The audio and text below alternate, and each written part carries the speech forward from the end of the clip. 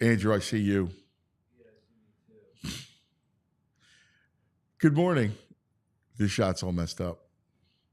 Shots are all messed up. Yes. Well, that works. Are we live? We're live. We are? Well, good morning.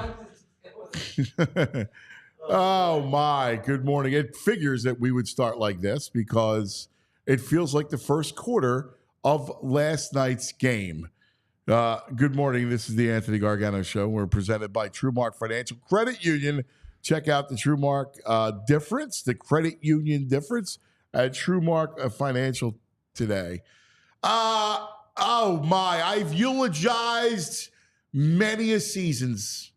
Many of seasons have I eulogized where it's all ended in disappointment. It ended in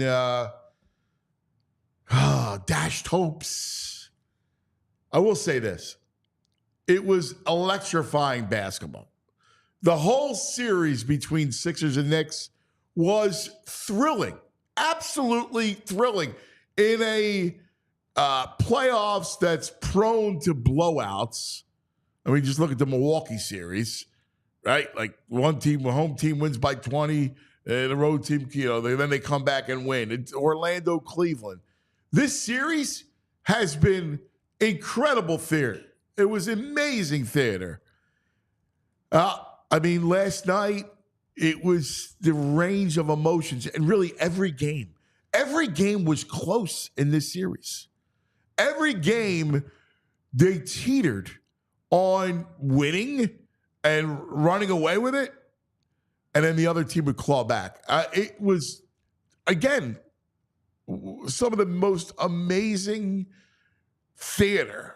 Like, these two teams were so evenly matched that it gave you a lot of fun. Now, unfortunately for the Sixers, it ended the way it did. Look at the range of emotion last night. Let's kind of relive this a little bit, and then we'll get to the big picture because it's still so fresh. And quite frankly, I'm miserable. I hate to lose, right? Like, that it's over, the finality. I knew the Sixers weren't going to win the title. They weren't going to beat Boston. I got that. We said it day in, day out. But I wanted the run to continue.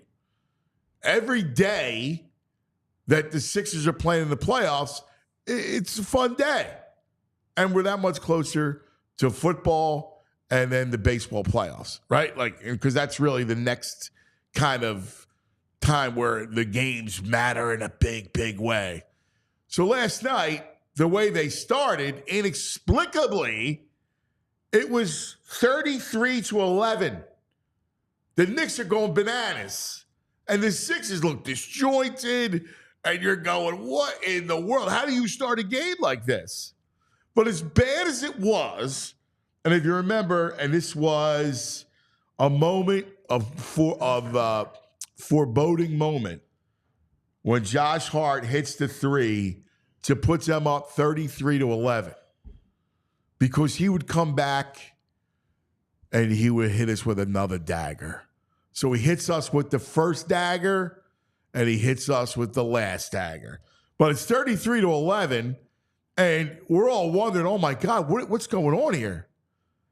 And then they come back, and it's Buddy Hield. And this was amazing that Nick Nurse dusts Buddy off after the 2 DNPs. Remember, he's a part of the rotation. He looks lost. He looks scared for the first 2 games. They keep trying him, quick yank. Then he's DNP. And then last night, Nick Nurse brilliantly says, hey, let's see if his mind is clear. He's home. Let's give it a shot. Sure enough, he comes out 9:35 mark of the second quarter, and he buries the triple. And well, we all had the same thought, right? Like, oh, could it be? And yeah, it was, because 33 seconds later, he buries another one. And then he starts to go wild. It's buddy ball. And it was unbelievable. The second quarter, where they're just rolling. There's Campaign. He knocked down a couple. Oubre. While Maxey's struggling, Joel is having a quarter. Like, they're playing really well. They're up 54-51 at halftime. Now,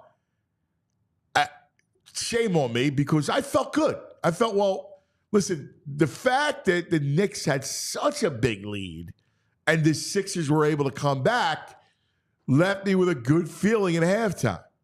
Like, they overcame a 22-point deficit in a quarter to take the lead. Like, that should have been enough momentum to carry the rest of the way, but not in this series. So it carries them to a 10-point lead. That's right.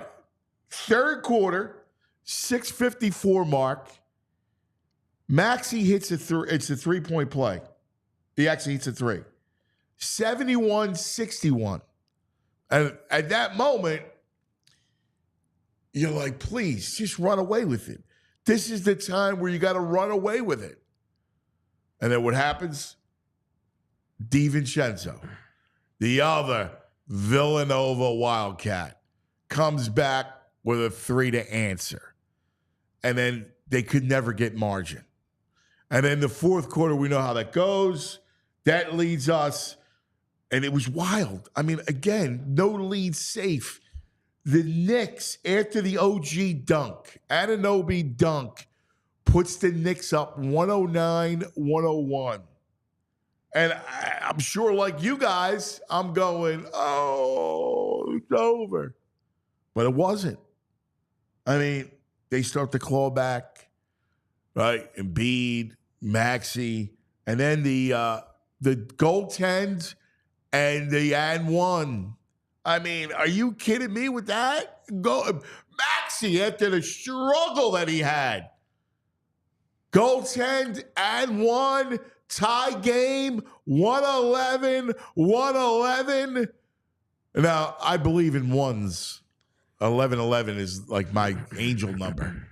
And I'm looking at 11-11-11, 111-111. I'm going, they're going to win, right? That's how sick I am. And sure enough, there's Josh Hart again for the dagger. And then you're chasing that point. Once he hits that three, you're chasing the point because they learned their lesson. They're going to foul you, and they could never get free. And they go down. And there it was. That's the season. So, big picture, obviously, Tyrese and Joel and a clean slate. That's going to be the offseason. The offseason will be fascinating. I mean, right now, I'm not in the mood to talk about it, but it will be fascinating. I know that Andrew, our producer, and VG, Violations Greg, are saying I buried the lead because Tobias Harris and his 2 shots will not be back. So that's a good thing. A goose egg for Tobias. A goose egg for Kyle Lowry. Now, he played 13 minutes and he was clearly ineffective, and Nick Nurse went to that rotation. You look at it going forward, and they need somebody to teach them how to win. My quick summation, and we'll discuss about it. We'll discuss the whole thing. But if I was Daryl Morey, I'm going to court LeBron. I'm going to court someone that can show me how to win. Because clearly, they were in every game down the stretch. They need to be shown how to win. how to extend leads and run away from a team and how to seize momentum and keep it because they went back and forth. And truthfully, Jalen Brunson was a dog, right? Like he just was incredible. Willed them yet again. 41 points. DiVincenzo was fantastic last night. So was Josh Hart. But it was all about Brunson. And Brunson willed that team to victory. Tyrese, you knew he wasn't going to have a night. I said it yesterday. You're not going to replicate that night at the Garden. You're going to have a down night. That's how the rhythm of these playoff games work. Joel, I thought, needed to score 35. He had 39.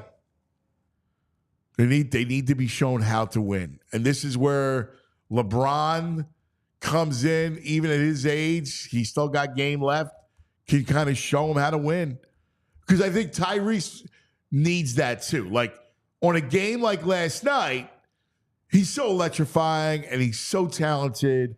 And, we love him. But he still has to figure things out basketball-wise. And that also is showing his team how to win and doing the right things with the basketball when you're not having a night, right? Like that's what he needs to learn. And I think LeBron would be perfect for his development in that sense. He's a baby, right? 22 years old. So that it will come. That just has to play out. But yet it's another loss, another post-process playoff defeat in the spring. And I'm kind of miserable. I'm like Andrew and VG are all smiles and everything else because of Tobias Harris. And I can't smile. I was up late last night. I was despondent after the game. And again, I just wanted my wants were pretty simple. I just wanted Saturday night. I wanted a game 7. That's it. I just look to extend the series one more day. Right? Aren't we all like that when it comes to life? Give me one more day. Like this, keep going. That's popping off. Brought to you by Olipop. Check out Olipop. Soda that's good for you. It's tasty. It's ridiculous. It's great. But it's also good for you. And you can get it at Wawa. John Zapata, JP. Good morning, cuz. How are you? What do you say, buddy? Oh, man. You know what, cuz, like, it's just crazy because, like, I'm seeing a lot of positivity online because, like, in what exactly what VG and Andrew are saying. Like, the two of them, they're rolling in. VG's got a hat on. Yeah, VG's ready for Kentucky Derby. I stick it up your ass. All right. And then you got Andrew. He's all chuckles. Oh, Tobias. That's Tobias. Goodbye, Tobias Day. I mean, they lost the game. I don't get it, cuz. Like, it was it was great basketball. It was. It really was. Like thrilling basketball. That was the most entertaining series out of them all in the first round of these playoffs, and East or West. Like, it was really good basketball. Like, but the problem is that as a Sixers fan, I got to take it all the way back. Like, because for myself, I became this diehard Sixers fan towards the end of AI. So then after that, I go through those mediocre years, the Eddie Jordan, right, as your coach, Andre Miller. Princeton offense. As your, don't even talk about that Princeton offense with me. And then you go into Doug Collins, and Doug, as a young teenager, I had so much hope. And then obviously, Game 7. And pray for us, Andrew Bynum. Yeah. Let's all pray for Andrew Bynum.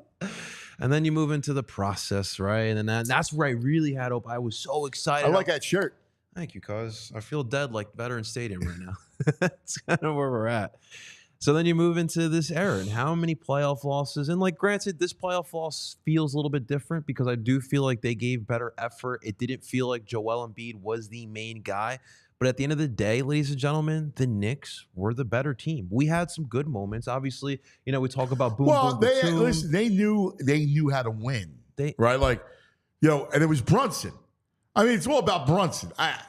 Listen, the whole story's insane. I mean, the fact that it's those 3 Villanova guys, like, it's insane. Like, but they're tough.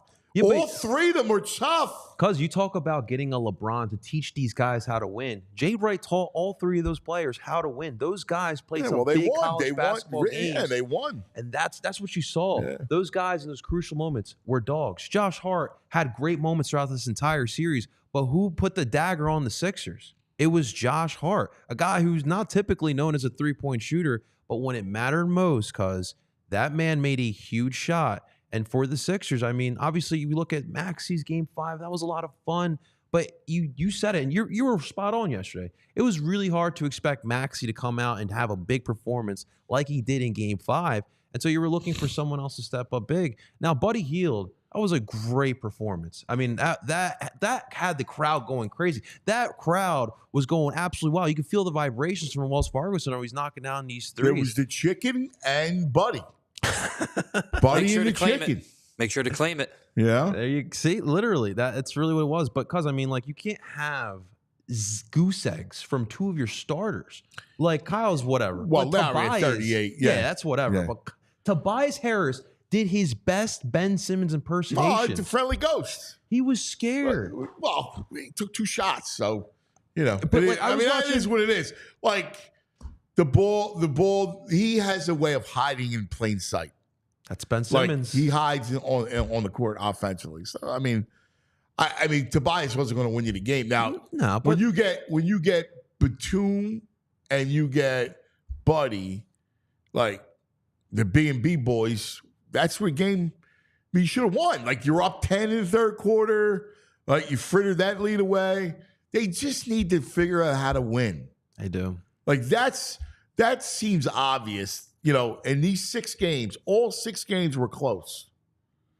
Right? Yeah. All 6 games were close. No, it was. You got to figure out a way to do it, to win, to understand it.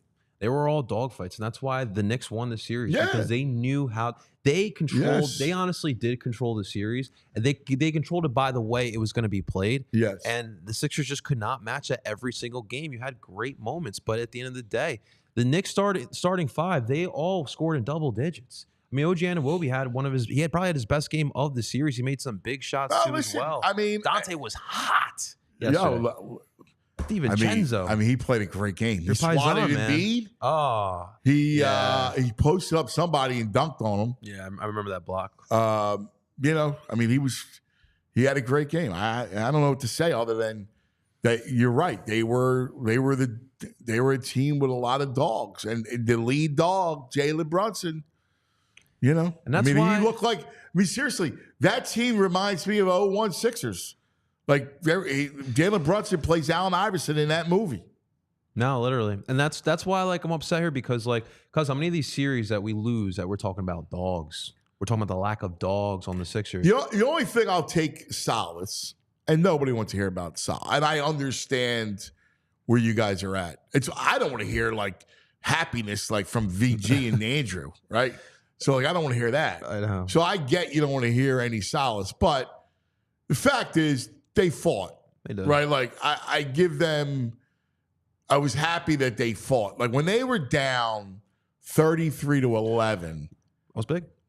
And I'm thinking, oh my God, oh please, because if the game stays the way it is, then you imagine we would have been, furious today. Oh yeah. You would have talked about the wrath of the Philadelphia fan. Oh yeah. They would have felt the wrath, but they, it flipped in a second, right? It flipped in a quarter. It was amazing how quickly. And Buddy Hield. I mean, you think about what it is. Like if Buddy would have got hot sooner, like had one game sooner, you win earlier. Like there's a million different ways. But ultimately, the Knicks' offensive rebounds again last night. Like their tenacity won the series. Yeah. And they had the Sixers when Daryl Morey, and this is a unique offseason. This is an amazing offseason. Very interesting, fascinating. Should be fun. That they have their 2 best players on their contract and nobody else. So when Daryl Morey is putting together a team, he has to find players with winning DNA. Has to find players with winning DNA. Let me ask you. That's the anti-Tobias. Let me ask you real quick. Any one of these players on this current roster would you bring back next year? Obviously, besides the 2 under contract. I have really no interest In any of these players. In the end, like I have mild interest in Oubre. I think he's going to get bigger than money. I have mild interest, like the role players, like Boom Boom's older, but again, like guys like him, I need guys like him to fill out the roster. Mm-hmm. But I mean, am I dying to bring anybody back? No. I would definitely, kick the tire with Kelly, but I think he's going to get some money in the open market. Yeah, I'm not paying no big. No. I mean, listen, he had moments. He had a big 3 last night to help you out. He also does silly things on the floor that are infuriating. But ultimately, I like him. Yeah. I mean, but I'm not. I'm not going, oh my God, I have to have him back. I'm going to survey what's out there and try to put together a team that has winning DNA. Do I think Kelly Oubre? Yeah, that's not his fault. He came from Charlotte. They play a lot of different teams.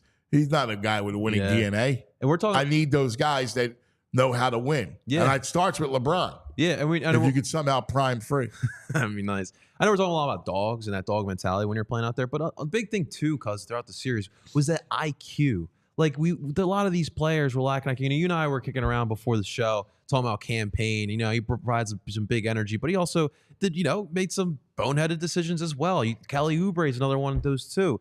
Getting guys who in those type of situations play like dogs, but also are smart on the court. That's gonna be big. Because Knicks had a lot of big moments too. You got to figure out how, again, this will be a very interesting offseason. It's going to be fascinating. Like, does Siakam? I guess he's going to go back. He'll probably, the bird rights, the Indiana can pay him. So, it's probably not going to happen. So it's going to be a weird, not going to be the free agents class that you thought, but you could fill out a roster. Yeah. So you got to figure this whole thing out. Open canvas now. You just got to pay away, Daryl. I just, again, eulogizing these seasons. I mean, this is post-process playoff loss number freaking 7. And forget out of the second round, not out of the first round. I know. This Kicking the junk, man. This loss feels a little bit better, but it's what you just said. It's the 7th one, and it's that's it. When you look at big picture, you go, all right, this is the Charlie Brown all over again, Lucy taking the football away. Will it be better? You are days. Charlie Brown. I'm Charlie Brown. I always like when they say Charlie. All right. Oh, man. We got a busy show. Keith Pompey will join us from the Inquirer to talk about what happened last night, what transpired before all of our eyes, in just a wild, wild game. Crazy. The resurrection of Buddy Hield, right? Boom, boom, Batum. Tobias with a goose egg. Maxey comes down to earth. Big shot at the end. Wild stuff. And all the Villanova connection. It's crazy. Absolutely crazy. This is the Anthony Gargano Show. Let's talk about TruMark, JP. Let's talk about TruMark, something that actually makes me want to smile here because we talked about it yesterday. We had TruMark in the office here. We had Kristen, and we also had Megan in the office. So a little bit of a fun story here over the past weekend. So I found out on Saturday morning that my bank, it closed. All of a sudden, it closed out of nowhere. It got bought out by a different bank, and it's definitely scary, especially with some of the other stories that you're hearing throughout the news. But luckily, I was insured by the NCUA, and my funds were safe because, listen, I'll be honest, I'll be transparent with you. There's not $250,000 in my bank account right now. Okay, so we were good there. But I looked into TruMark as a credit union. They can carry the same deposit insurance as any bank. Because, of course, they are insured by the NCUA, a federal government agency. And that's just the beauty of being part of a credit union like TruMark Financial. When you're a part of a credit union like TruMark Financial, you become a part owner, which means profits come right back to you instead of going to those shareholders, which is big. Better rates, lower fees, a better return on savings, and a more flexible options with all the same digital tools and tech to make our lives easier. And the best part about it, I love it because they are right here in Philadelphia. You guys know me. If it's Philly, it's for me. And they are located, their headquarters are right here in Fort Washington, but they have 24 branches throughout the Philadelphia area. So they are Philly through and through. Becoming a member of a credit union has so many benefits over becoming a customer at a bank. It's a total no-brainer. And what you got to do right now, guys, it's very simple. Head on over to TruMark.com/PHLY to learn more, or you can find a local branch near you. Like I said, 24 branches here in the Philadelphia area. That's TruMark.com/PHLY. Again, federally insured by the NCUA. Thank you to our friends over at TruMark. All right, JP, thank you, my man. So the first thing I do when I walk out this morning is sneeze. And I don't know about you guys. And then cry. I sneeze like 10 times in a row. It's like when Buddy Hield is on fire. That's me sneezing. That's it. Like, and I feel bad because the kids go, "God bless you, Daddy. God bless you, Daddy." And I'm like, don't even want to bother saying it, buddy. That's why I got to go to Rite Aid, right? And like, so after the show today, I do, because I had no allergy medication left over this morning. I'm going to head over to my local Rite Aid to stock up. In fact, I might go see Marge, VG's gal, right over there at the local Rite Aid. I love Rite Aid. It's your local pharmacy, your neighborhood pharmacy. I tell you about my Aunt Cookie. We go there all the time. She was ill. She had a disease that she had to deal with, all right? And so a lot of meds, the whole thing, and they had side effects. And so the local Rite Aid pharmacist would really kind of reach out and help her, and they were real kind, and I love the place, and it's a good vibe in there. It's a neighborhood, right?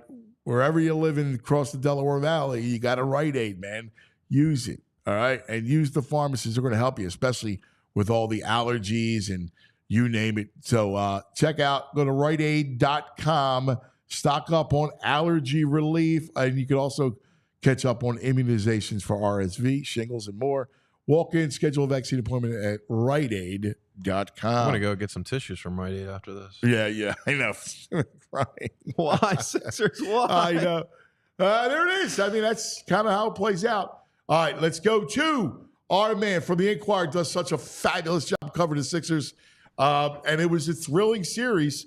Here to put a bow on it all, our friend Keith Pompey, Keith Aru. What a wild night that capped a wild series.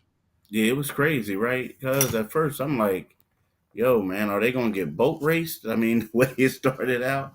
And then they came back. And it was wild, man. It was bizarre. But, you know, the thing that alarmed me about that one was, I'm going to be real, I was concerned with how Tobias was going to play. And the reason being is, you know, Joel didn't really have his offensive game going in game 5, and you knew he was going to come back. So it was going to be one of those things where, how is Tobias going to find his offense? Because they're not going to go to him like they did the last time, because it's going to be about Joel. He's going to establish himself. And I felt like that was a tough pill to swallow. And another thing is, you know, Buddy Hield has been struggling mightily. But when he scored 17 points in the first half, I was a little shocked that they didn't go to him at all in the third quarter. I know, not a minute in the third quarter, Keith. And what was Nick's reasoning there? Because I look at it and go, dude, like you got to come back to him. Yeah. Now the thing is, and I was a little because you know how it is. Everything happens, and you used to be a report. You know, you used to rewrite. So you like on deadline, you get there, you're like, hey, did anybody ask him? Yeah. And they're like, no. Now the only thing that I can look at is, you know, Tobias is their guy. You know, they want to make sure that he gets his touches, he does things, but he played like 10 minutes and some change in that quarter and didn't even attempt a shot. So you look at that and you say to yourself, like, you know, Nick probably had it where Buddy is going to be the start of the second, and he's going to also be the start of the fourth. But it comes a point in time when you look at a guy who's giving you stuff and he's playing well, and that lineup played well, to where I felt like, you know, at least if you're midway through the quarter and you're not getting any production from him, because you didn't get anything from Kyle Lowry either. So if you didn't get any production from those two, you got to bring Buddy in. You know, what's odd is, and you're right, I mean, between the two of them, 0 for 4. I mean, Tobias takes 2 shots. Like, that's outrageous. You take 2 shots. But here's the thing. In the middle of the third quarter, they're up 10. Like, that's Like, you have a handle. This team, they need to learn how to win. If one thing from this series, look, they competed. Unlike the previous elimination games where they kind of quit, they played hard. They played hard the whole game. They erased that big deficit, like you said, because I thought the same thing. They were going to get boat raced, and they turned it around quick. But they got to figure out how to win. Like, when you're up 10, you got to learn how to stop on somebody's throat. And they just let him back in the game, Keith. Exactly. And if you notice, like, if this was the first time that they were actually getting blown out, right, in the game. But most of this series has been what you said. Like, the Sixers will get up to a double-digit lead, and then all of a sudden, the Knicks will come back. Brunson will make some shots. Hart will make some shots. DiVincenzo will make some shots, and they kept coming back. And you are right. That's the difference with this team. It's like they don't have that. I'm not going to say they don't have a killer instinct, but it just seems like they don't know how to put a team away yet. And it's always like self-inflicted mistakes. It's like, they're coming down, and you're like, no, don't take that shot. It's too early, or don't make that pass. So you see like the bad shots, you see the costly turnovers, and then next thing you know, the Knicks kept getting momentum and getting in the game. So they got to correct some things, and I get it. I know that last night everybody was talking about the optimism of the cap space of Maxey ascending and this and that, and Joel's going to get healthy and all this, but to me, when I hear stuff like that, I'm listening to your show, watching the show, and I'm saying, but we've heard this before. Uh-huh. You know what I mean? It's always been the same thing. Like, next year is going to get better. And I'll get it. Granted, they have Nick Nurse his first year, but it just scares me because they keep making the same mistakes, no matter whose name is on the back of that jersey. Well, I mean, I think we agree. Like, this is it. Right? Like, so, couple things. One, this is Embiid's, it's stretch run. All right? Like, this is it. Like, we know about the annual injuries and everything else.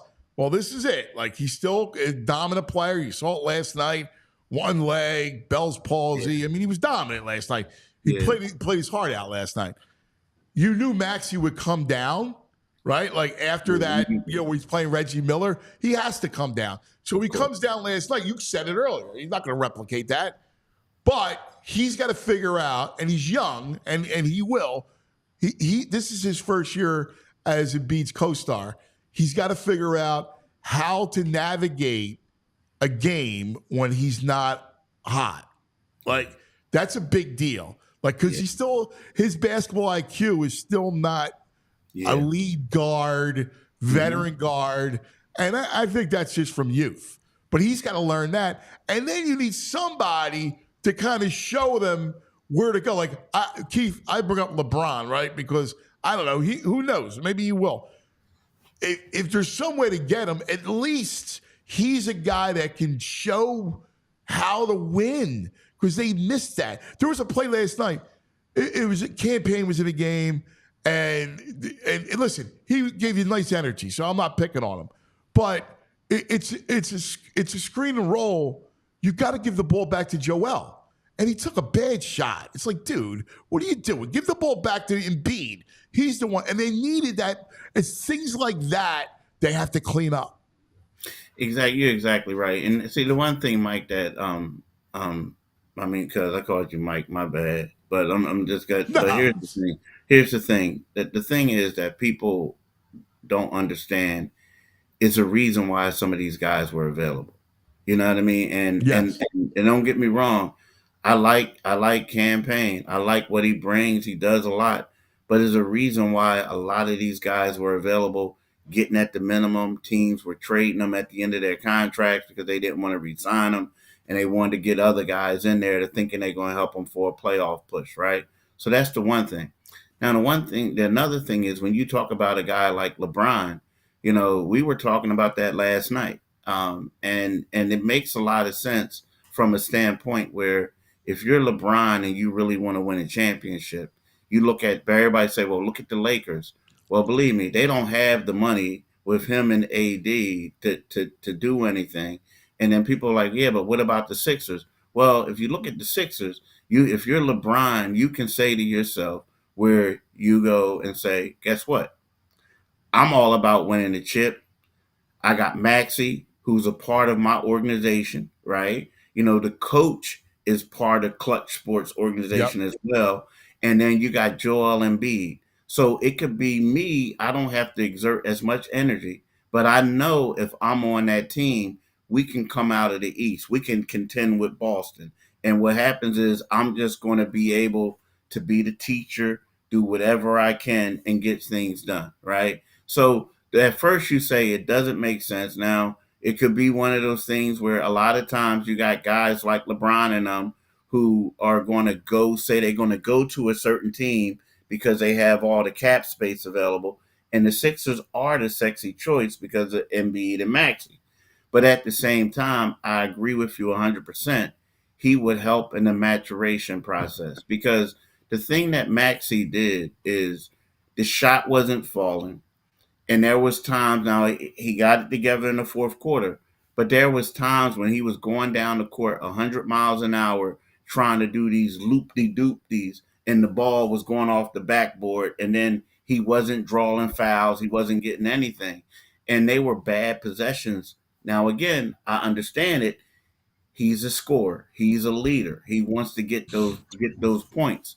But at the same time, it hindered the team. And like if you look at LeBron, if they can get him, I mean, I honestly think that Embiid will still be the guy, right? LeBron is going to be the veteran that's going to make everything together, be a leader on the floor. And I also think it's going to help Maxey's maturation, and then you could get some other people in there with it. I really like the way that sounds, man. And I heard y'all talking about it. I mean, I really like the way that sounds. And think about it, Keith, like the way you brilliantly encapsulized what Maxey's struggles were last night, right? Like perfect. When he needs to be at time, and it's hard to do this, right? It's hard to be a true combo guard and to wear the two hats, right? When you have to wear the hat of the scorer, be on my back like he did at Madison Square Garden, or when you have to be a lead guard and make sure those possessions aren't wasted.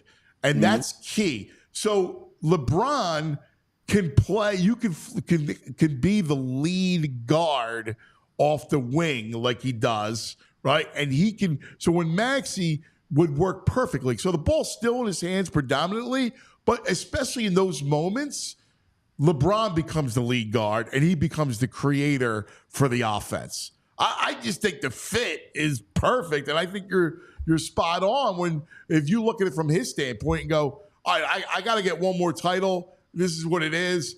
And he tweeted about Tyrese the other night at the Garden. I mean, he's his guy. I mean, he's fully aware. He flirted here before. You know better than anybody. How close was it before? Now, he still had unfinished business in L.A., and he was going to go to L.A., but I was told that he seriously, he vetted Philadelphia. It was never going to happen, but he vetted it, and he kind of liked what he saw. Yeah, he did. But the thing that messed me up with that whole thing was, when the ownership group flew out there to meet him, and he didn't show up for the meeting. Yeah. Instead, they met with Rich Paul. Yeah. So when I heard all that vetting stuff, when they went there and he didn't show up, I was like, okay. Okay, yeah. Okay. Yeah, okay. But, how serious are we talking here? Yeah, If you didn't come to the meeting. Then you notice, then the next day he got what he wanted from the Lakers. So, yeah. It is what it is. And again, LeBron is LeBron. He's going to get paid. He's going to do whatever. But I honestly think the Lakers, I don't see them winning the championship. But I also think that he wants to win a championship. But I think that this would give him the best opportunity to win a championship if he came east and played for the Sixers, because there's some other teams that just don't have the cap space. Now, again, who knows? He loves it out there, and like you say, things happen. I mean, think about it. This time last year, uh, James Harden thought he was going to be a Houston Rocket, right? Yes. Everybody in the Yes. league thought he was going to be a Yeah. Houston Rocket. So things tend to change, but at the same time, I think with the whole thing with LeBron too is what is Bronny going to do?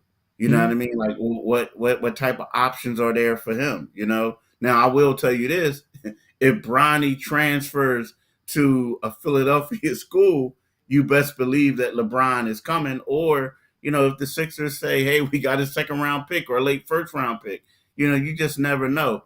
But at the same time, I do think that would be a great option for both parties. The only thing is, do you want to move from LA to come back east? But you know Where how it is. You're not really moving, right? Like it's you're true. you're you know, he keeps everything out there and he comes here and he's got a spot for 2 years while he Yeah, wins a title. I mean, especially now, everybody's bi-coastal. You can that's do true. whatever you want, you know. Yeah, like Nico Batum. Like nowadays, like I like Nico, but it's funny whenever you see him walking in shoot around or like in the locker room, he's always like FaceTime, and it's like, okay, I'll leave you alone. You're talking to your kids who live in L.A. You know what I mean? So like, you're right. You can, yeah, you get to see him every day. I mean, virtually, but you still get to see him. Yeah, it basically, what you do. If you're LeBron, you go, I'm going to play another 2 years. Hey, it's just like you're going on a work kind of thing Yeah, project, and then you'll pop home when you can. And during the season, there's always opportunities. And like how it is. If he says, "Hey, listen, I want to go back west. I want to go out west for 2 weeks in February," all right, with a knee in quotation marks.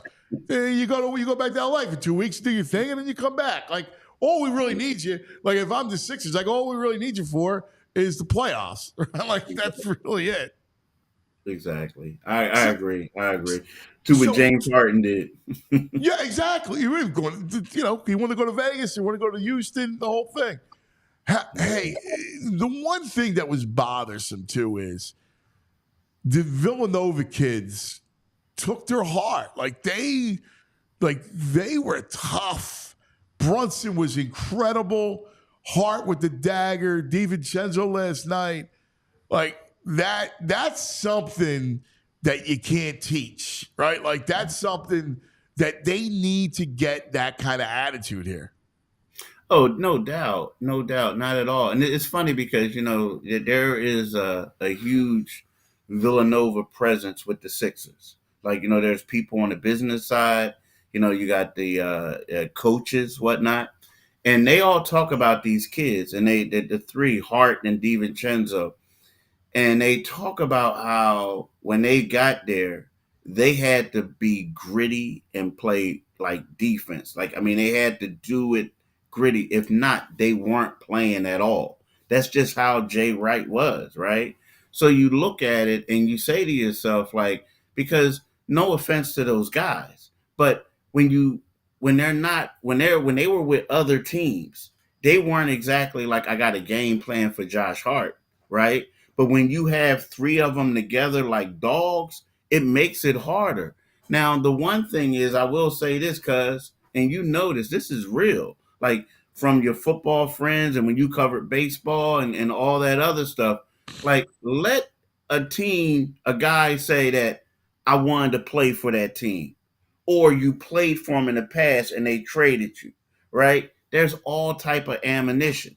And like Josh Hart, I remember he wanted to play for the Sixers. He won. It was close to Villanova, and it was close to DC. He wanted to play for them. They took and drafted a draft and stash ahead of him, and then they traded the dude, right, who didn't make it. And he never let that go. And he even told the New York media that.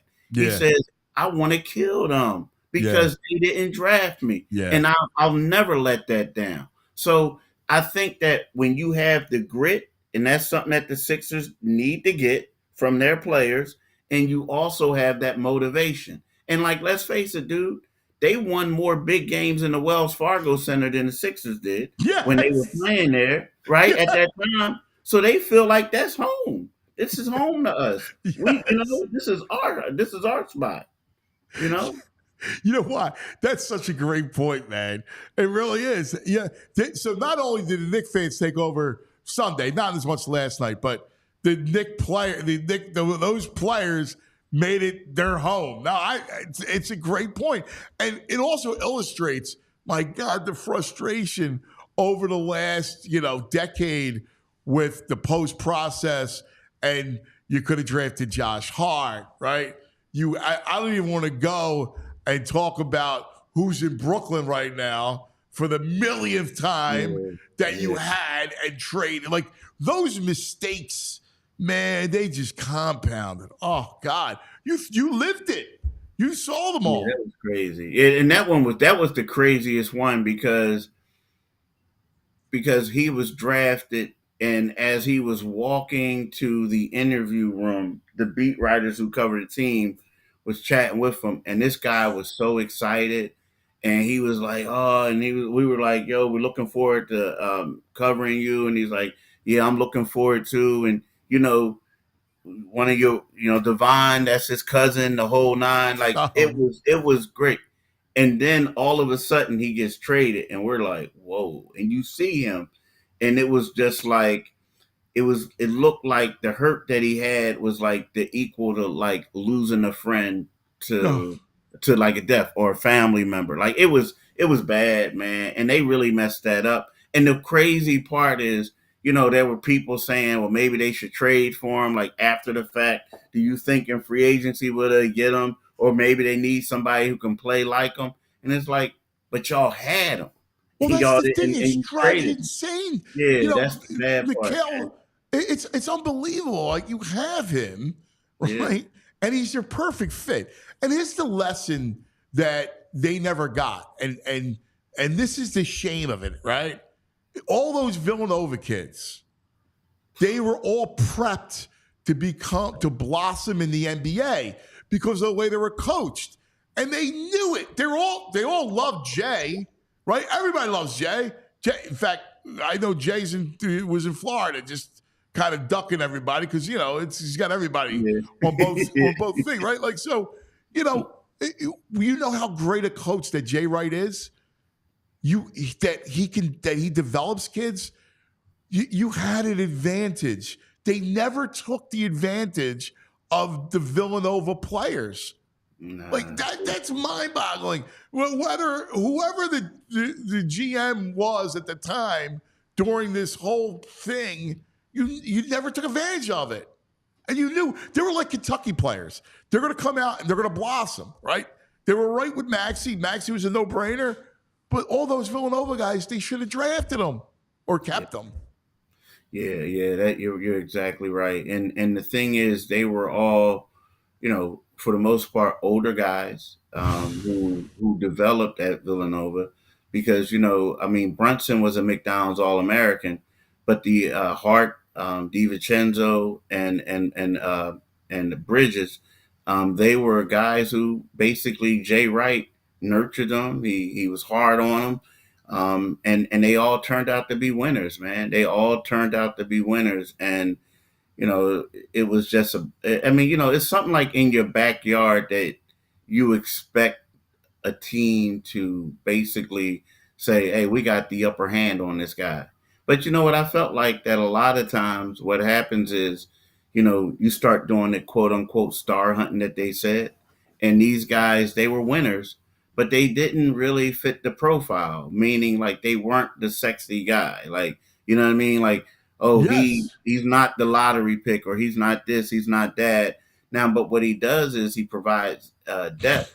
And you can say this about DiVincenzo, you can say this about Hart, and exactly Bridges, that they've all gotten better since they've been in the NBA. You know what I mean? Like they got better in college. DiVincenzo's a player. Yeah, he can play, man. He can play. And he's not just a shooter.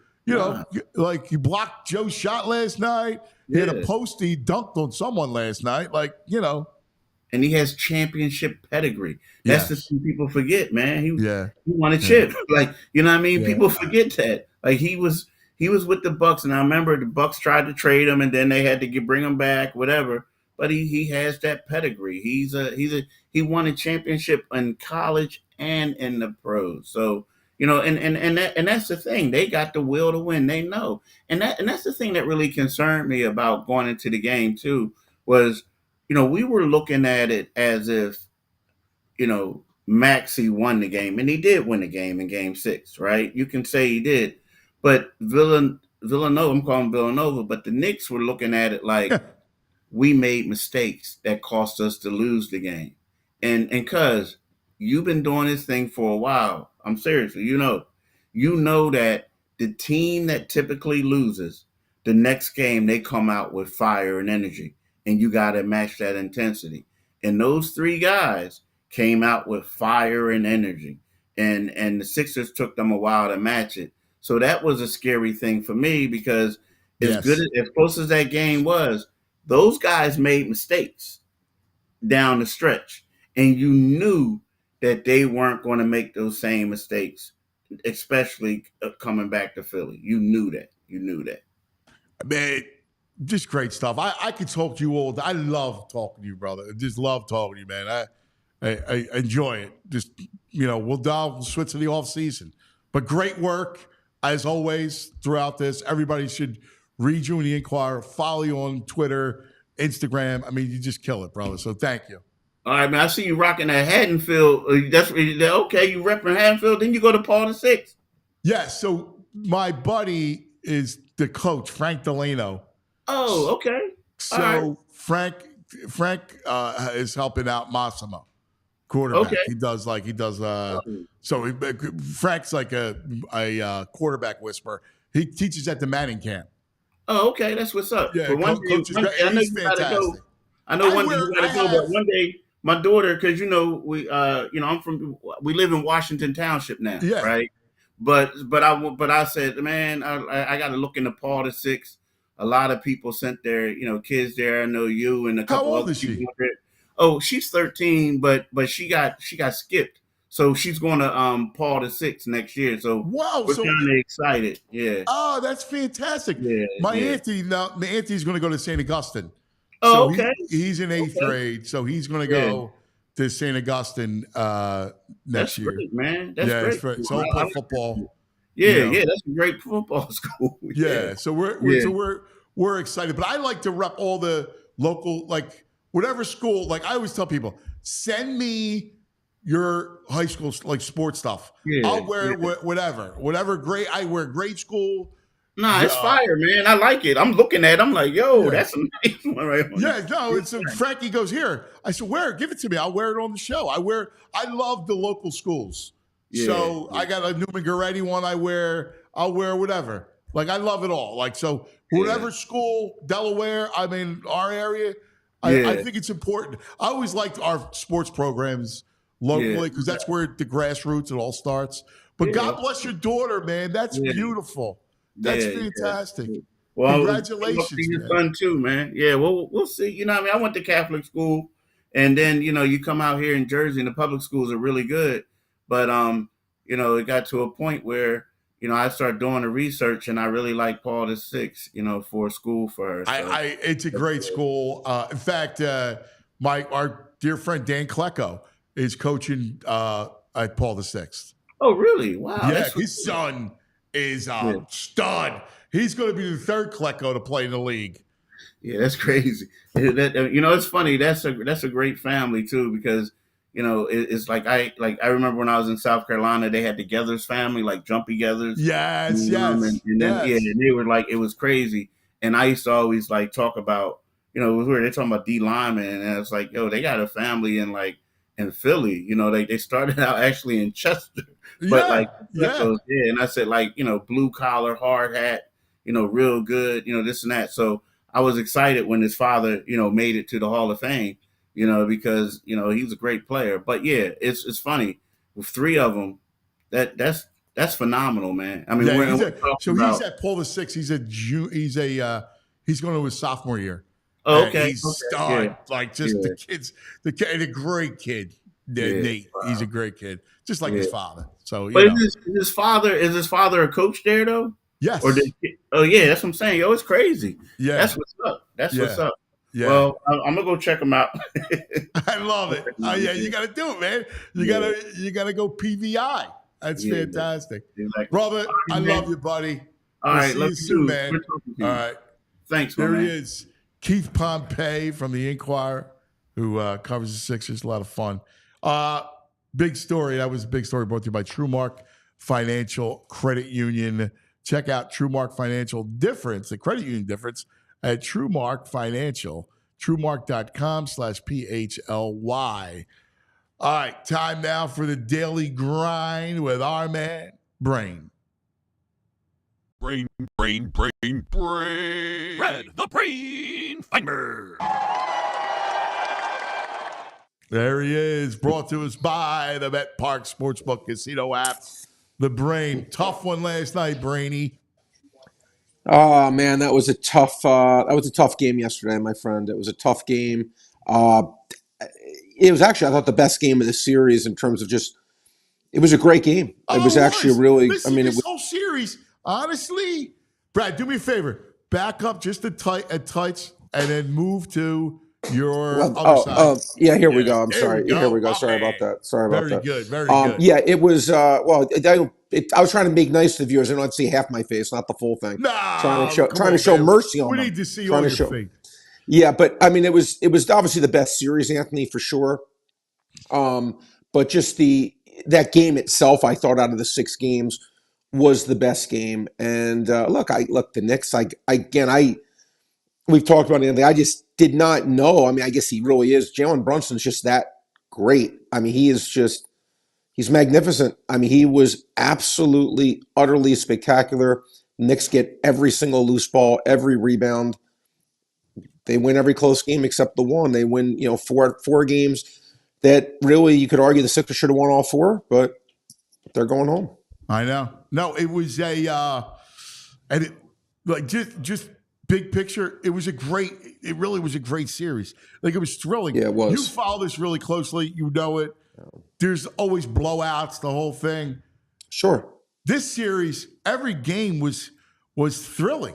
And the lead changes, right? Like changes were amazing. Like the Sixers were down 22, 33 to 11, right? All of a sudden by halftime, they're up 3. In fact, my buddy Toot said, you'll know the answer. What were the odds when the Sixers are down 22 for them to have the lead at halftime? Oh my God. That had to be 50 to 1 for sure. Wow. Yeah. For sure. That was a crazy long. Look, it's funny, Anthony. I know we talked about Buddy Hield before. He came in, give Nurse credit, put him in looking for a spark. The guy was absolutely on fire. Look, I don't think the Sixers played a bad game yesterday, Anthony. I'm trying to be like objective. I don't think they played a bad game, but I think what we saw was the Knicks continued to get like the loose balls, the rebounds. That just never ended. And guys look, I'll say this, Hartenstein, I'm not comparing him to Embiid, but he's a good player. Yeah. And he was at least able to be a body there and be not completely impotent on the offensive side of the ball. Hart's just like one of those Lenny Dykstra kind of players, right? Like he's annoying if you're rooting against him, and he's your favorite guy if he's on your team. Brunson's incredible. OG plays great defense. They're well coached. Still think the Sixers should beat this team, but again, you lose 4 games. Brunson knows how to win, right? Brunson makes big shots. I mean, listen, last night, and really the whole series, the killer was game 2.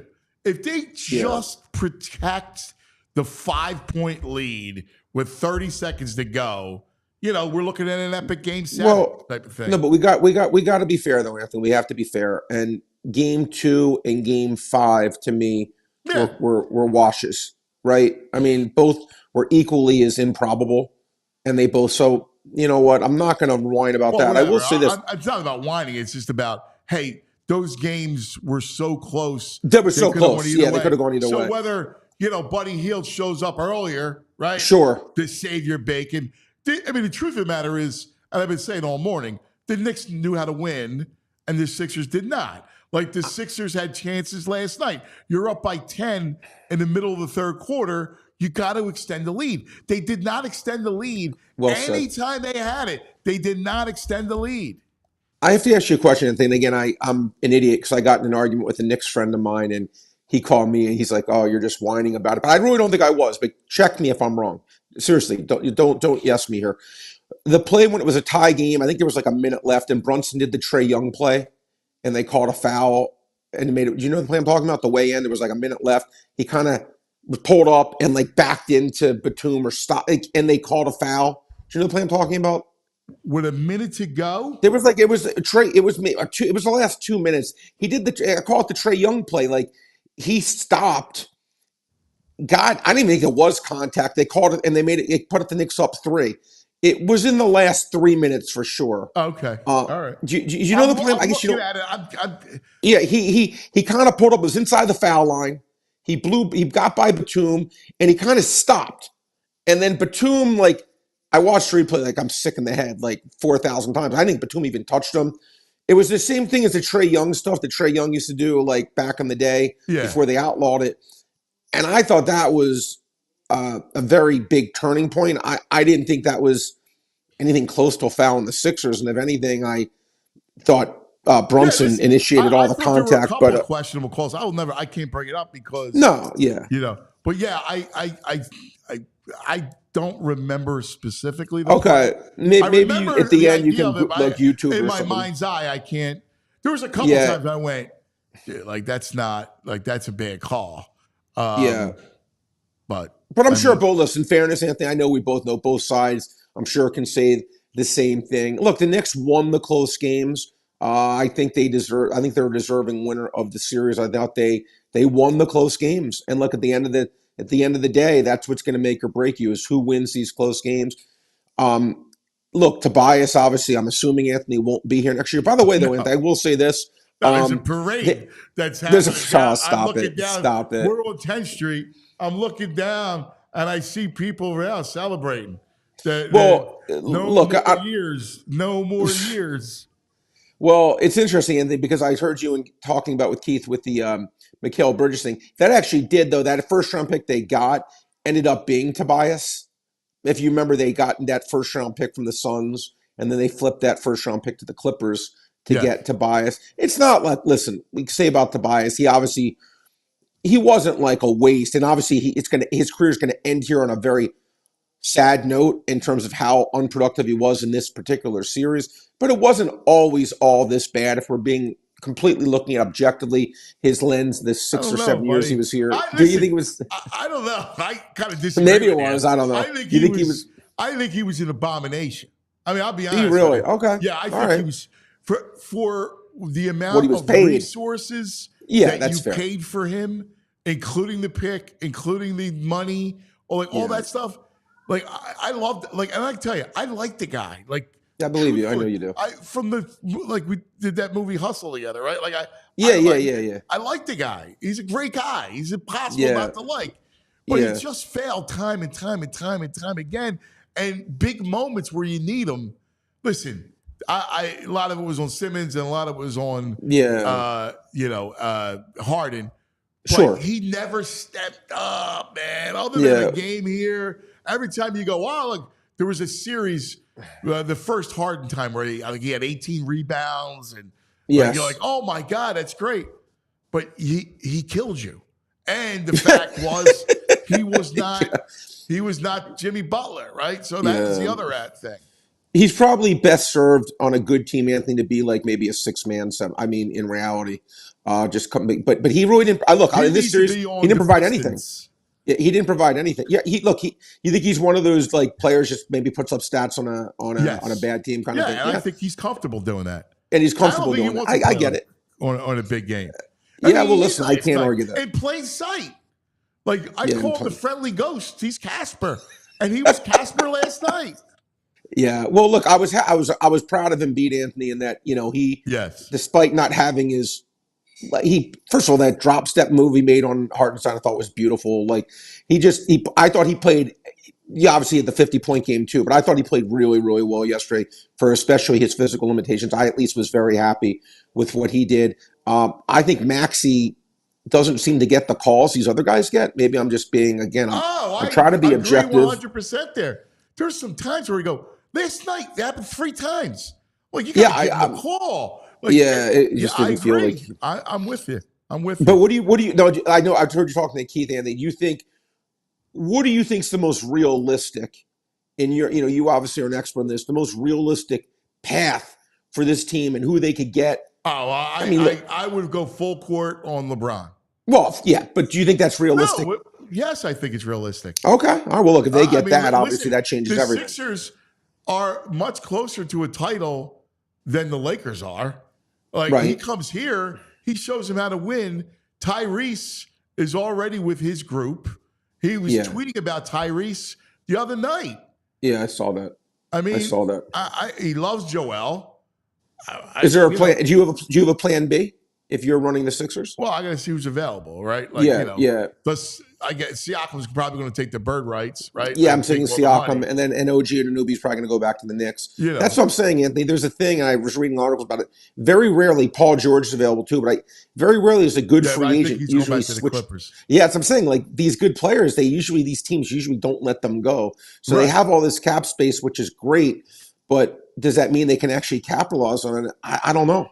I don't know. I mean, you got to see, right? I mean, but I make my number one target, assuming Siakam is not available.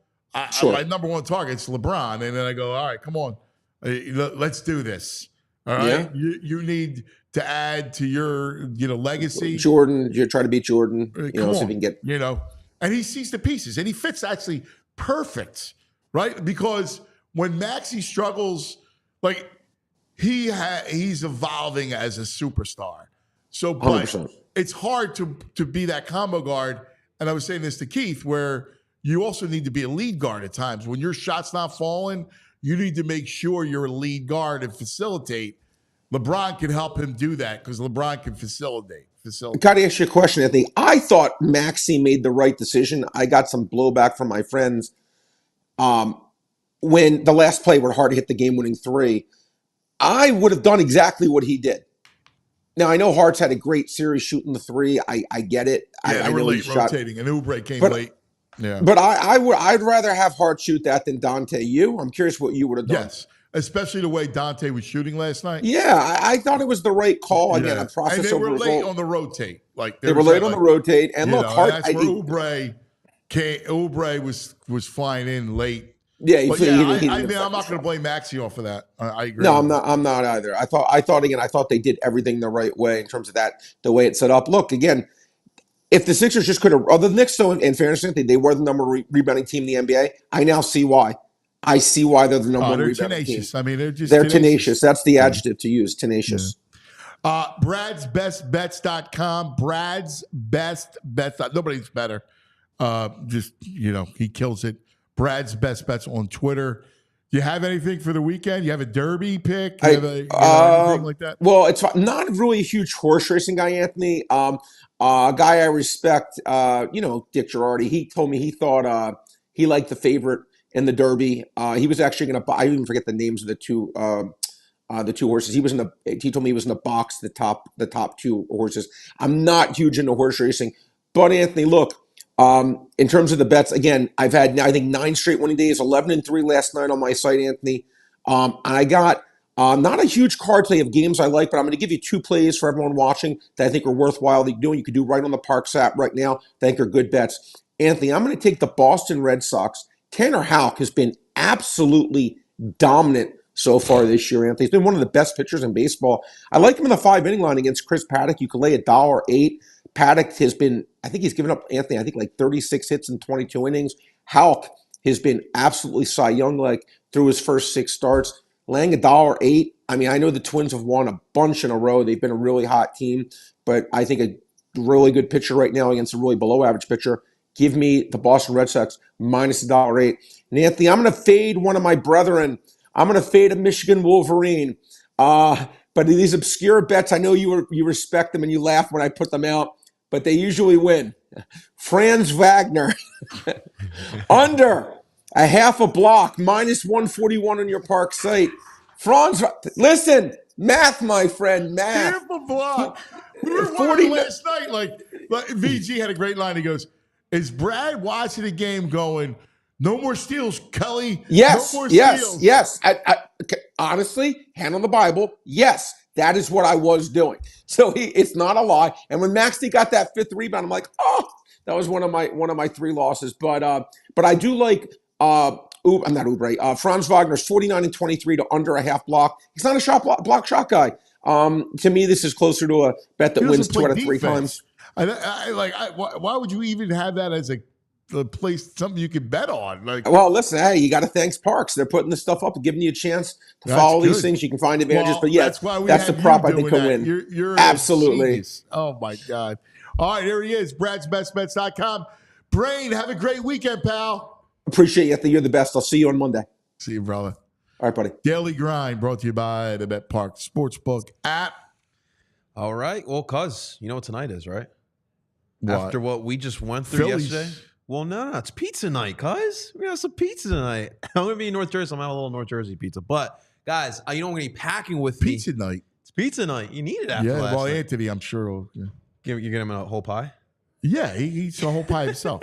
He's my type of man. So as I'm going to have pizza night up in North Jersey, I'm going to pack me some of that Olipop because, you know, with the pizza night, you got to have the Olipop with it. I love Olipop. You know why, guys? Because it tastes amazing. It tastes just like soda, but it's better for you. And that's the best part about it. It's the world's first functional soda with a classic soda taste and the benefits of plant-based fiber, prebiotics, and other botanical ingredients to support that gut health, ladies and gentlemen. And it's a new soda with 2 to 5 grams of sugar and 9 grams of fiber per can. And they're available in over 30,000 retailers nationwide, including the new launch at Wawa, ladies and gentlemen. That is right. You can get your cup of Joe, and you get your Olipop for the day as well over at Wawa. You get some of the classic flavors like the classic root beer or strawberry vanilla available at Wawa. But not just Wawa, they're available at Target, Sprouts, Wegmans, ShopRite, GoPuff, you name it, they are available there. But right now, if you're watching live on YouTube, you can see the bottom left screen, you can see the promo code PHLY20.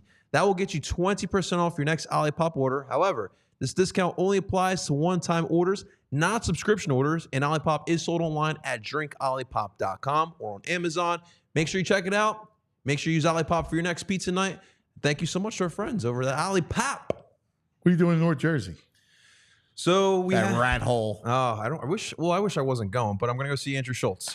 Brother-in-law got the tickets. He's a big Andrew Schultz guy, so I was like, oh, whatever. Okay, so this is where I go. Who's Andrew Schultz? He's a comedian. Okay. He's a comedian. He's a podcaster. I'm okay, not a God big, bless. Not a big fan, but I'm the worst with, especially comedians. I know nothing about them.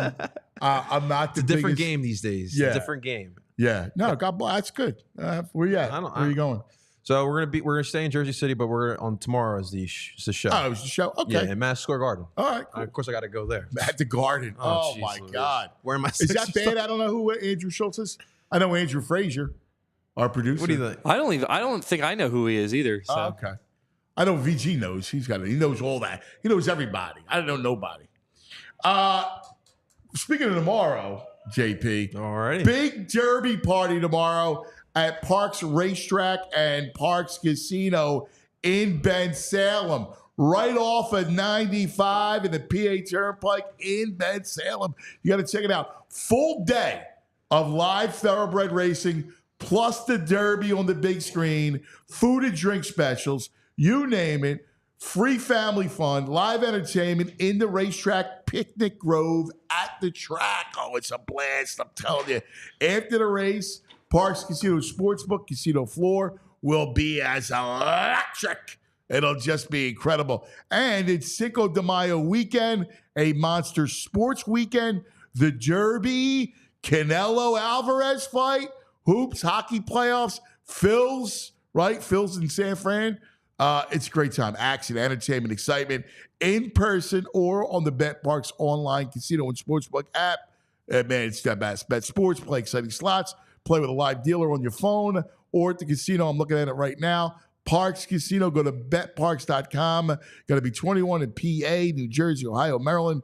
At 21, you have to be 21 at Parks Casino. Gambling problem? Call 1-800-GAMBLE. You love to play. You play to win. You bet Parks. All right, today we're just kind of all over the place today. And we're way late, and we're going to go overtime for sure. I wanted to get a friend of mine because we have eulogized these seasons together. So let's welcome to the program my main man, Johnny Bucks. You got a freshie there, cuz. Yeah, buddy. Looking good. I had my playoff hair. Yeah, you got good playoff hair. So now I get to cut it next week because the Sixers are gone. Yeah. How you feeling? What's weird is this is almost like a moral victory Friday in that they got blown out to start the game and they actually made a game of it and the team fought. Right? They really, I can't believe they came back. They actually have a lead. I would have never thought that I would come in here today not really mad because I'm not mad at the players. Like literally. Yeah, there's no blame other than you go Tobias. He stinks, and we knew that. Right. Like, you're the ghost. Right? Like, you're right. But I felt the same way. I'm more despondent that there's no games. Like, I hate the finality of seasons. Right. Right? Like, I like the extension. Like, hey, we're in game Saturday night, game 7. Oh, let's go. Game 1 against the Pacers. Like, I love that. And then when that goes away, people go, oh, you're a homer. You think they're going to win the title every year. I didn't say that. No, didn't think they would beat Boston. I didn't think they'd win the title. But I enjoy my playoffs, man. It's like I won another round. You're thinking about game 7 and then the season's over. Right. Right. There's no, hey, well, at least we got one more game to end the season. Right. It's over. It's just over. Yeah, it's almost like a game 7 anytime you're eliminated. Yeah, like we know Tobias stinks. Maxey had the game, probably not of his life, but so far, it saved him in game 5. And Embiid's on one leg. He had a great night last night. I mean, heard you talking when I was driving in. Campaign's campaign. I mean, like, what do you expect? He's got that ugly 3-point shot, but he gave you energy. They made him run when he came into the game. But Buddy Hield, you had the Buddy Hield game.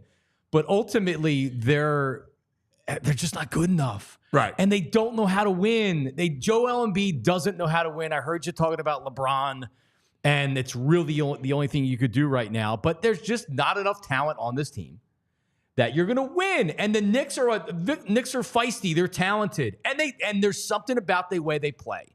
Like, they just don't care. They weren't losing that series. No. And the 3 Villanova guys and everything else. But how sick is that too, though? Like, that's so Philadelphian that we get stabbed by 3 kids from Villanova. Like, are you kidding me? And like, this is the other thing that just rankles, chaps my rear end, is all those kids. We have Jay right here, right? Like, you're the Sixers. Like, if I'm the GM of the Sixers, I've said this, and I've said it to all the GMs that have gone here. You got Jay Wright. He knows how to develop players. His players succeed in the NBA, all right? So if you got Mikal Bridges, right, don't freaking trade him.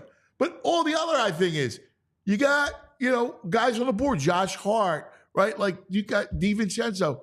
Look, draft them. You know what they are. You have the insight and the intel because you know Jay. Yeah. Jay's around. He's living at the facility. Like, like, why wouldn't you draft them? I don't understand why they didn't do that. Remember when Andy drafted Brian Westbrook? Yeah, I'm sticking the same thing. And it's like he stashed him. He knew about Westbrook the same way that the Sixers should have known about these 76ers kids, right? And even after the draft, you could have had Josh Hart if you wanted Josh Hart. You could have had DiVincenzo. I mean, you could have had these guys. Brunson was probably ticketed to go to New York because his dad or whatever. Yeah. But the point is that they're so busy star hunting and looking at, like, oh, we need this Hart and we need that. Where you got real character players. Winners. They're winners, character players. Like Josh Hart, is he a good shooter? Josh Hart's not a great shooter. Guess who I won shooting the ball at the end of a game? And you saw it last night with a dagger. Josh Hart, he's taking big shots. DiVincenzo blocked Joel Embiid last night. He's not taking their crap. You need tough guys. And the Sixers, they showed me some toughness in this series, but still, like, it's just not enough. It's the first round. They lost in the first round of the playoffs, and I feel like because this isn't where we should be. We shouldn't be having it's a moral victory because they fought and they almost won the game. Not 7 years after the process. Right.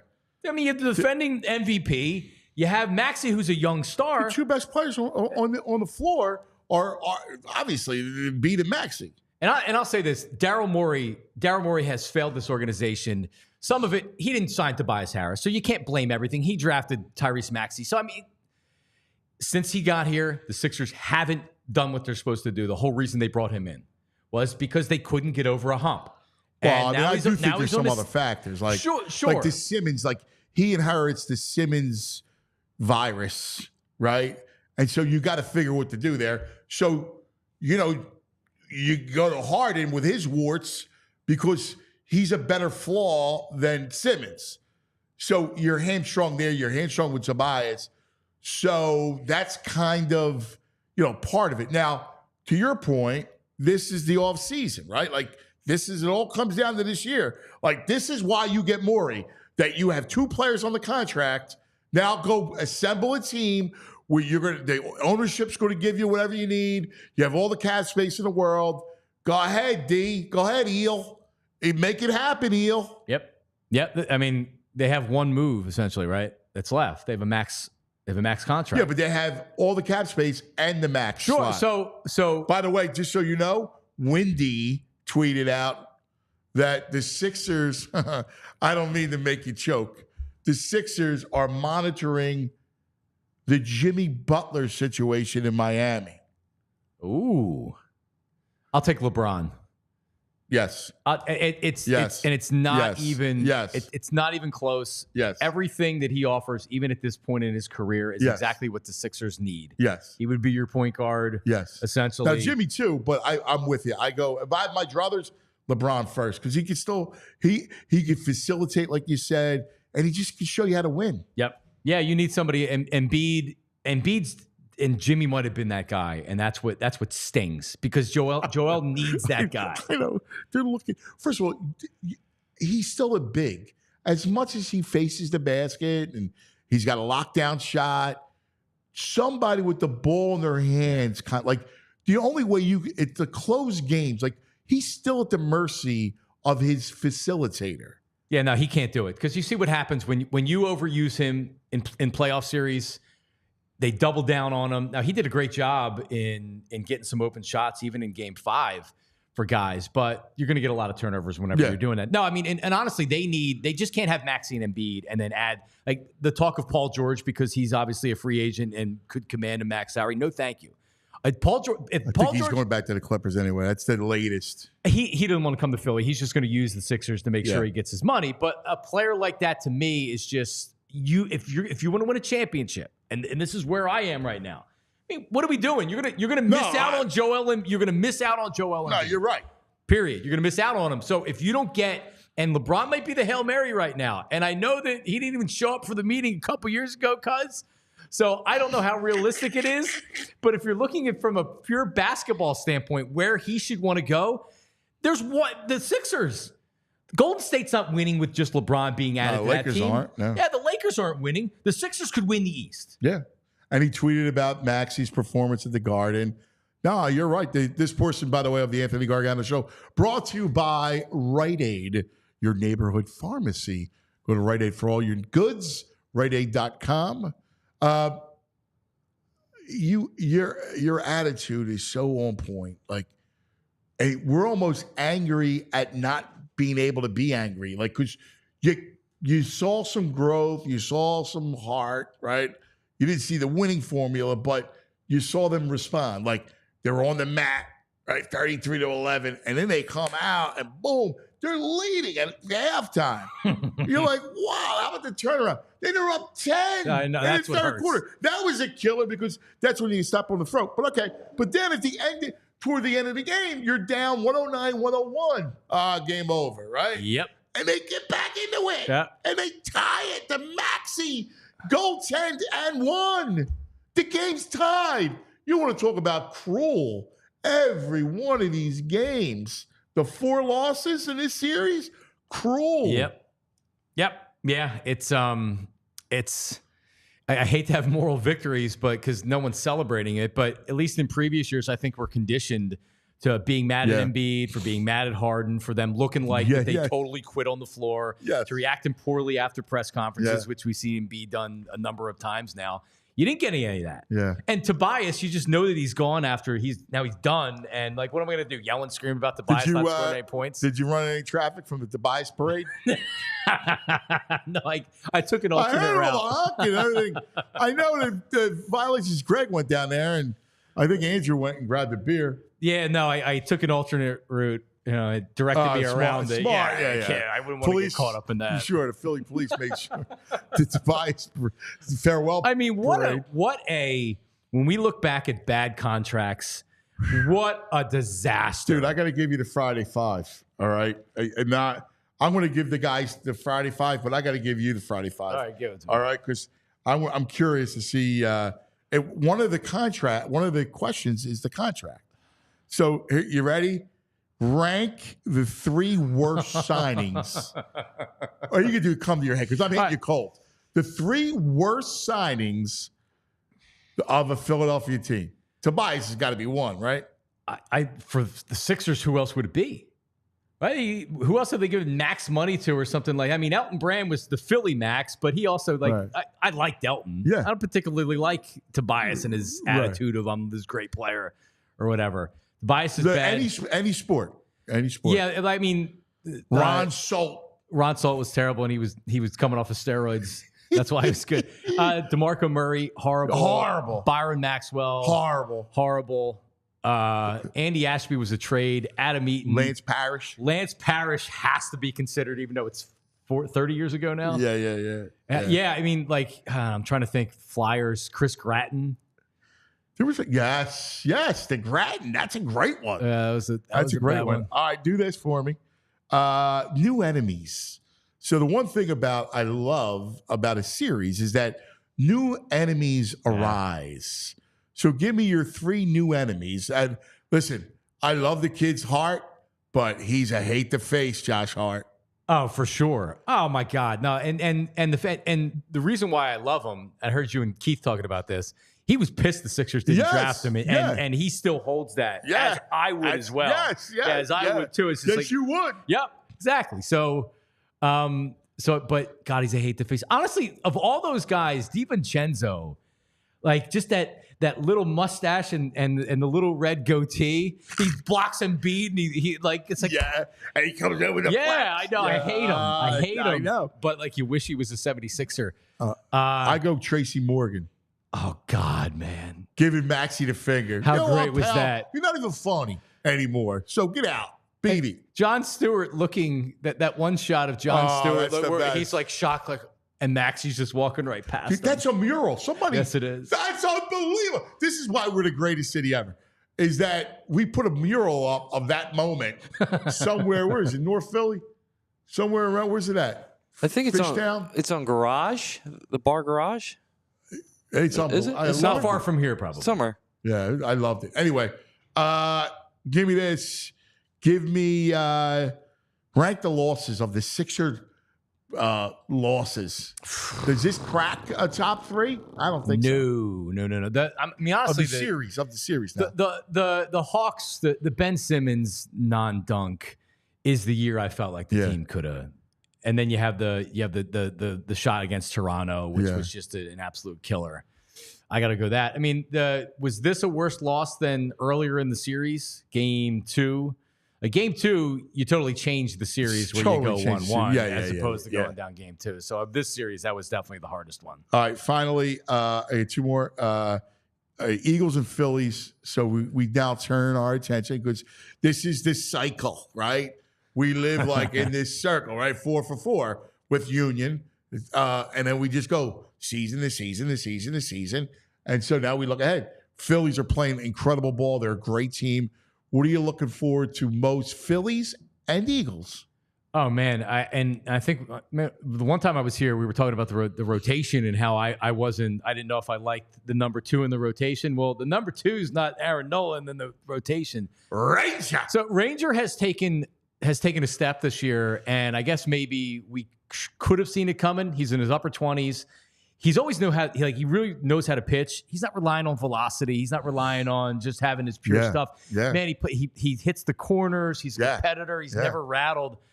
Their starting rotation's really good. And as much as, I would have loved that they could have traded Taijuan Walker in the offseason, having a sixth starter there in case of injury and things like that, they're deep with Turnbull and Walker and everybody else. So, I mean, and I love watching Alec Boehm. I've been bullish on Boehm for a couple of years now. Oh, you got to read Jim Salisbury's piece, allphly.com. Jimmy wrote a piece on Boehm. Fantastic stuff. Yep, and I'm personal friends with his parents. I partied with them after. Well, I'm not friends with them, but I partied with them after a World Series game. Oh, that's awesome! The Boom. Yeah, his mom pays attention a lot on social media, so she knows a lot of the players on Philly Twitter that she was asking me about. Yeah. Oh, that's awesome! I love that. Yeah, Boom. He's been. How about with the Phillies?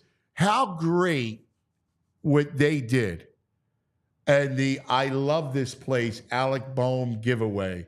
Smart. Now, nobody's better at like celebrations or shirt doing gear or all stuff like that.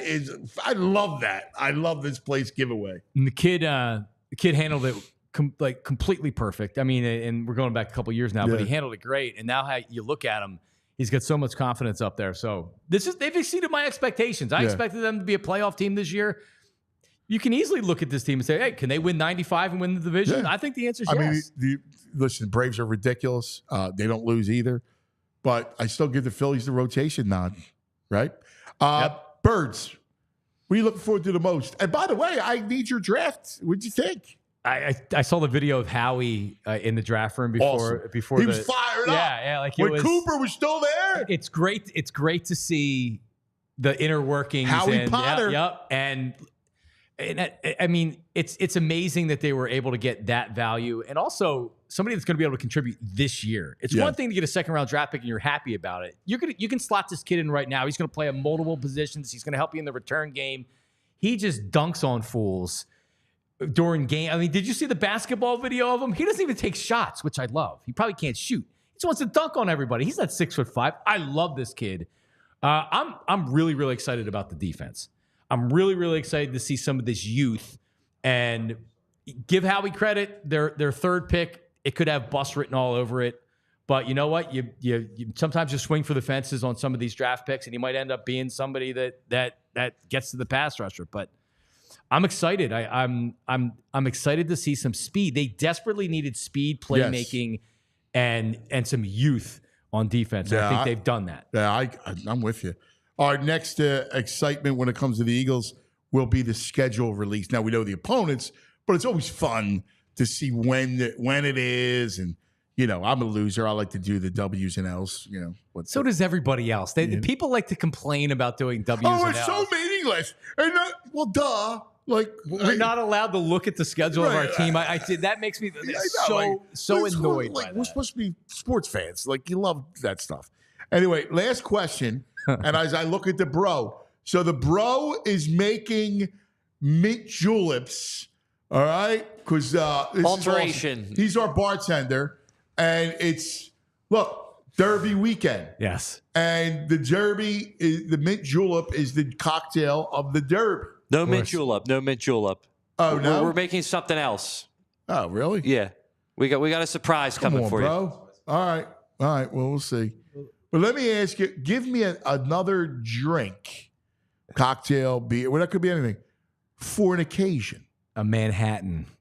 A vodka gimlet. I mean, I don't even know what what's it for? Like the that's occasion. What I'm trying to say. Well, that's a better question. I was just thinking Manhattan. For I love Manhattans. Cinco de Mayo, you have the margarita. Yes. Yeah. Or St. Patrick's Day, you have the Irish car bomb. Yeah, or a nice Guinness. There you go. But I always like those festive things, like the Christmas holidays. You get the egg, spiked eggnog, all that stuff. Do you like mint juleps? No, I don't. But it's the occasion, like so you drink them. But I'll drink it. Right. I'll drink anything for an occasion. Right. I'll drink anything for an occasion. Are you a derby guy? Are you going to be dressed up in the suit? No. No. Your wife I wears will the go hat. to parks. No, she don't. No. Tooch will. No, I won't. I'll be. Hopefully, Mossy can rally. He's sick, so we have a baseball tournament. He's going to miss tonight. He's got 2 games tonight. He's going to miss it. Oh, man. So I'm hoping tomorrow they're playing at Diamond Nation. So I'm hoping we can make it tomorrow. Can you get him over to NovaCare for an IV or something like that? Get him on the table. No, I need him, man. I felt bad. He had a fever. Oh, man. So, whatever. All right, well, good luck. All right, but listen, you hang out. We're gonna do the clubhouse. Okay. We'll pull in chairs. And All we'll right. just drink our sorrows. All right, I'm here. As another season that we eulogize. We're used to it by now with this. I know. How's the show? Your podcast. Yeah, I'm doing it twice a week. It's fine. But Bet Parks, since you're talking about Bet Parks, Out of the Parks with John Marks, we do new episodes on Wednesdays. Out of the Parks with John Marks. See what they did that? Parks, Marks. I love it. Rhymes. Beautiful. So, yeah, it's going great. Love it, I'm Johnny. so excited about the Phillies this year. I know you are. So hopefully you'll be talking about the Phillies here too as well many times coming up shortly. Here's the deal. Let me talk to you about Primos. We're talking about our sponsors, and we love our Primo Hoagies. Sunday is Cinco de Mayo. It is also National Hoagie Day. Yes, National Hoagie Day is happening. So you get all kinds of stuff, a couple hours off Primo-size hoagies, and it's a big hoagie celebration. So as you drink your margarita, eat your hoagie. It's the perfect thing. We had them yesterday. People were going wild. In fact, who was it, JP? Somebody brought the bag in. And hoagies are here. And everybody went wild. That's how it always works. People, we all love it. Food, right, is always the key to our hearts. It doesn't get better than Primo Hoagies. Look, go there. Whatever you want, right? You get the party tray. You have parties, graduation parties, right? Get together, Little League. It's perfect for lunch. You get the Primo party trays. Feed everybody, all right? PrimoHoagies.com for the location nearest you. There's 90 across the Delaware Valley. And then you'll say what I always say. It's not just a hoagie. It's a Primo. That's right. Let's talk to you guys. You guys can see I got the Shady Rays on here today for this Friday. Hopefully we get some sun here today after that Sixers loss. We need some sun. But, guys, I love Shady Ray. These are the X Series. I have these in blue as well. Love these glasses. Love Shady Rays. Best part about Shady Rays, look, not only are they stylish, but they are affordable in price, which is huge, and they're pretty durable. But if not, listen, if you lose them or you damage them, the best part about it, they will replace it for you for free. That's something that the other competitors just can't do, and that's why we love our friends over at Shady Rays. They're a global company here as well. So many different options to select from. But right now, guys, we have you with the promo here. Exclusively for our listeners, Shady Rays is giving out their best deal of the season. Head on over to shadyrays.com. Use the promo code PHLY. If you're watching live, you can see the code at the bottom left of the screen. You'll get 35% off all polarized sunglasses. You can try it for yourself right now here today. Shades are rated 5 stars by over 300,000 people. So, guys, do yourself that solid. Summertime is coming. You're going to want to go down to the Jersey or the Delaware Shore. You're going to need them Shady Rays because that sun is strong. Thank you to our friends over at Shady Rays.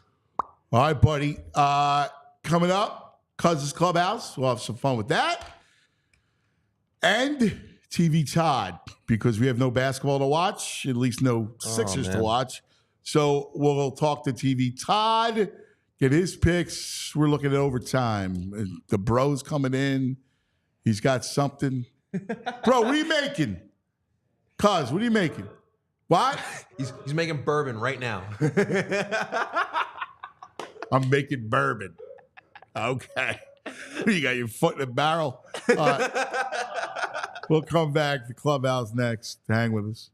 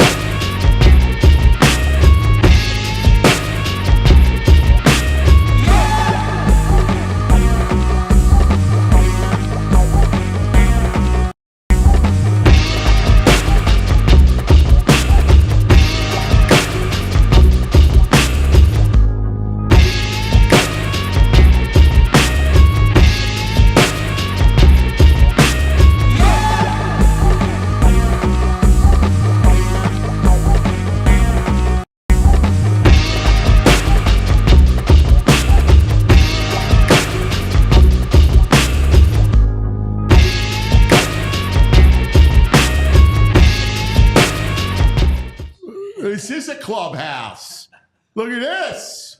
Welcome back. So, VG, Vales is Greg Caputo. The bro. Yeah. Hello, bro. JP, as you know, Johnny Marks. So look at this crew. We got the crew. I love this. What do you say, fellas? Now, I give Jamie a mission. All right? The bro, every once a week, he does the Phillies cocktails, right? Like, he creates all these mixologists. He comes walking in. He's got limes coming out of his rear end. It's like he just went to Ninth Street. There's produce everywhere. Like, he's got it all. Like, it's unbelievable. You know Charlie Cannulli? I know Charlie Cannulli really well. You know Did Charlie you see Charlie? Cannulli. Like, I know Charlie Cannulli. Emilio, I saw all my people. You saw Emilio? You see John? He's watching. What's up, Mimi, Emilio Minucci from the Bruno Brothers. So we go, it'd be fun. It's Derby Day, Saturday, right? Like, the bro's doing all kinds of cocktails. I said, tell him, bro, bring some mint juleps in. I don't even like mint juleps, right? But what the frick? It's Derby Day. Let's have some fun with it. VG wore his hat. Yeah, he wore his man. button I got a shirt. button shirt. Like, No minimal neck showing. So here's the other thing. What do you think of Johnny's neck? That's nice. It's good, man. It's good. Not too low. Now that's a you're lot of going into neck your there. territory there. Whoa, that's you and Brad, dude. Whoa. So he's got a neck phobia. He's always looking at people's necks. I'm Like, trying if not you to look at see- people's necks. Right, he doesn't like people showing their neck. Isn't that weird? Yeah. Do you have like an Look, Adam's Brogan is- apple? so he's Bro's got, on point. He's got a base layer underneath. he's got the base layer and the. But first of all, why are you wearing a base with that shirt? It's I got to sweat through it. I need a cotton base Well, layer you to wear absorb the you wear a sweat. tank top underneath it. You don't wear a t-shirt. exactly. I get it. You want to wear something underneath. Yeah, Johnny, you get it. That's a nice shirt. You don't need a t-shirt. Johnny can use Right, it. you don't do that. He could use a little manscaping himself there Well, at the top. it's not Memorial Day Marvel weekend yet. Man Marks over there. It looks good. It looks good. Come on, it likes to relax. Now, Jamie matched his hat to his shirt. It's his golf attack. That's what he does. I Well, know. he, So it works for him. he dresses like, It's Country Club Jamie. he golfs every day, except he has flops on. I got to go on a shirt because my nips will be blasting. Even it's like, they are. You're nipping right now. Constantly hard nipples. So I say to him, give me mint juleps, right, for the crew, and we'll have some fun with it in the clubhouse. I go, hey, Jamie's making, and then I see him like motioning, and I'm trying to do the show. I'm not reading into his stupid body language, right? And then I hear, because then I hear that he's not making mint juleps, right? And then I hear him telling you, I was trying to tell him we're not doing it, right? Meanwhile, this freaking guy, he does all kinds of crazy cocktails every week. And he fails this assignment. Full disclosure, I missed Andrew's text. When he said like 10:30, I was like, yeah, let's do it. And then I guess I shut You my didn't phone pay off. attention. You didn't read it. And then he was like, mint juleps. And I was like, and I went back to the text conversation. I was like, oh shit, there's 3 texts there.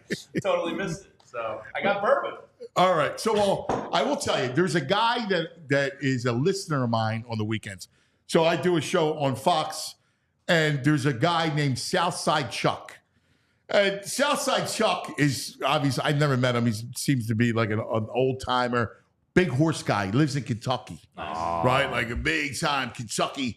He loves Kentucky everything, Kentucky football, Kentucky basketball, and he loves the horses. Tell him to send me some Pappy Van Winkle. So we were talking about, what is it? The Pappy Van Winkle. Oh, that's the bourbon? Oh, yeah. Oh, wow. So we were talking about this, about the mint julep. And he goes, mint juleps for girls. Like the women drink mint julep.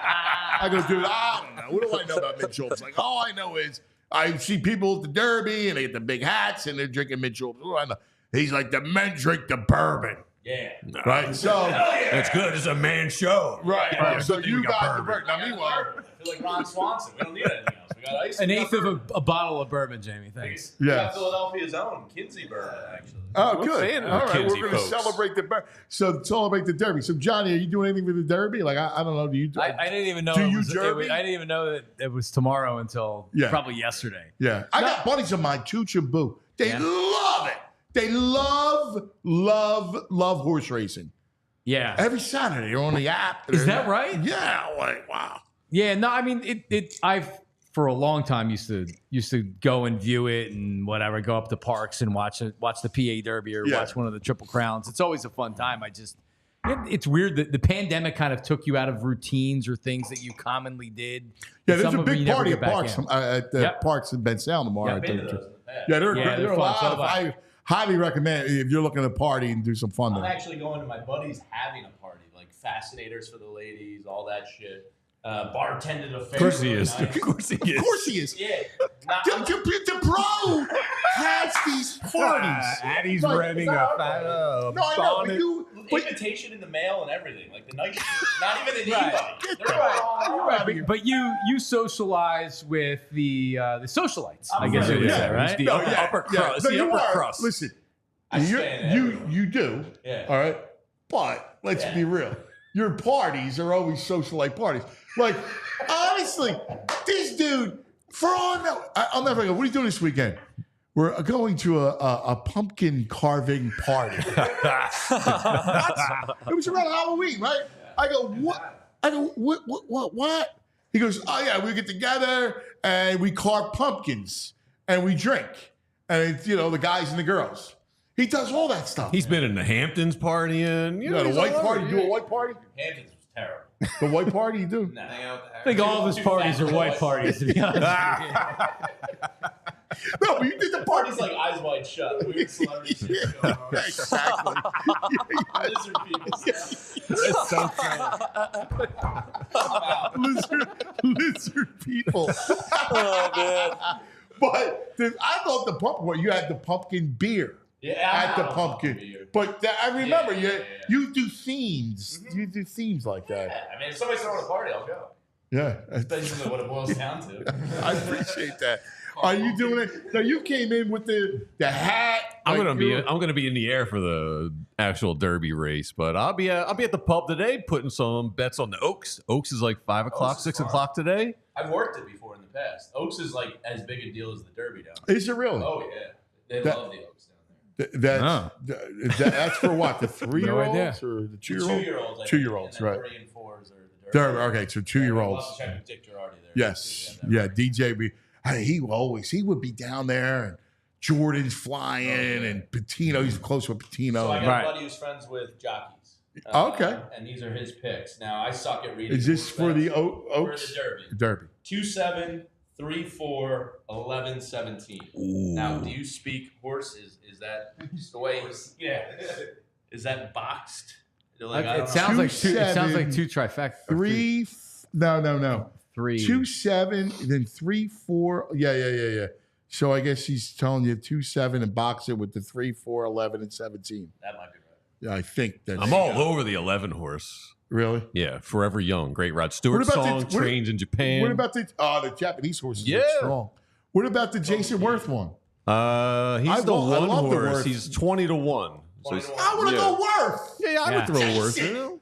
Why not? He's our guy. Let's be honest. He's a Philly horse, a true Philly. Outside of looking at the odds, how do you handicap a horse? It's a horse. There's a whole science, man. Those dudes, those old timers in South Philly. Oh my God, their books, stacks of papers. And books. They do it all like they're diving in. And, I'm up at Parks Racing every Wednesday doing the show. So I go right through the track. I go right through the track, man. The speed. One of the first thing I did when I was 18 was legally purchase a pack of cigarettes, and I went to Philly Park at the time to bet on the horses because it's something you can do. Like I can officially legally gamble. So you go, you get it, do a trifecta box. You don't know anything about the whatever. Put $6 on it. Whoa, I won $200. This is great. It's the best thing ever. So then you never win again. And I never won again. I had a story like that. It's actually a great horse. Did I ever tell you the horse story? Yeah, I never tell you the horse story. Yeah. So I was young. I was in college. I was working for the Burlington County Times, right? And there was a guy who was a horse guy who was the editor. Great guy, Harvey Melliman. So Harvey was a big time sports horse guy. Great dude, loved sports. And there was a horse. He's like, I got a horse. He come into the newsroom, right? I got a horse. And so he's like, listen, this horse is got incredible speed. The problem is it swallows its tongue. What? Yes. It had a problem as it ran. The horse would swallow its tongue. Really? Right? And then would peter off. Of course, you know. I bet. Yeah. So he comes in, he goes, but they're going to tie the horse's tongue down, right? With rope. And it's going to be a huge score, right? So I got, he's like, you got to go. And it was, I don't know, I think it was Cherry Hill at the time. There was a racetrack. Yeah. Sure. Garden State. Yeah. Racetrack. So I go home, right? And I go, and my cousin, it was cousin Joey. They were all on the corner, literally on the 18th and Gladstone. They were all on the corner. It was my cousin. It was Boo, Andy, Vinny was probably, Vinny had to be there. Jimmy Hedger? Probably. So they're all there. I tell them the story. I go, listen, my sports editor has this horse and they're tying its tongue. So we all jump in the car. That's wild. And we drive to Garden State. So we're in Garden State and they're going to wait. He's going to go down to where the horse is, whatever it is. He's got to confirm the tie tongue down. Yes. So Harvey was awesome.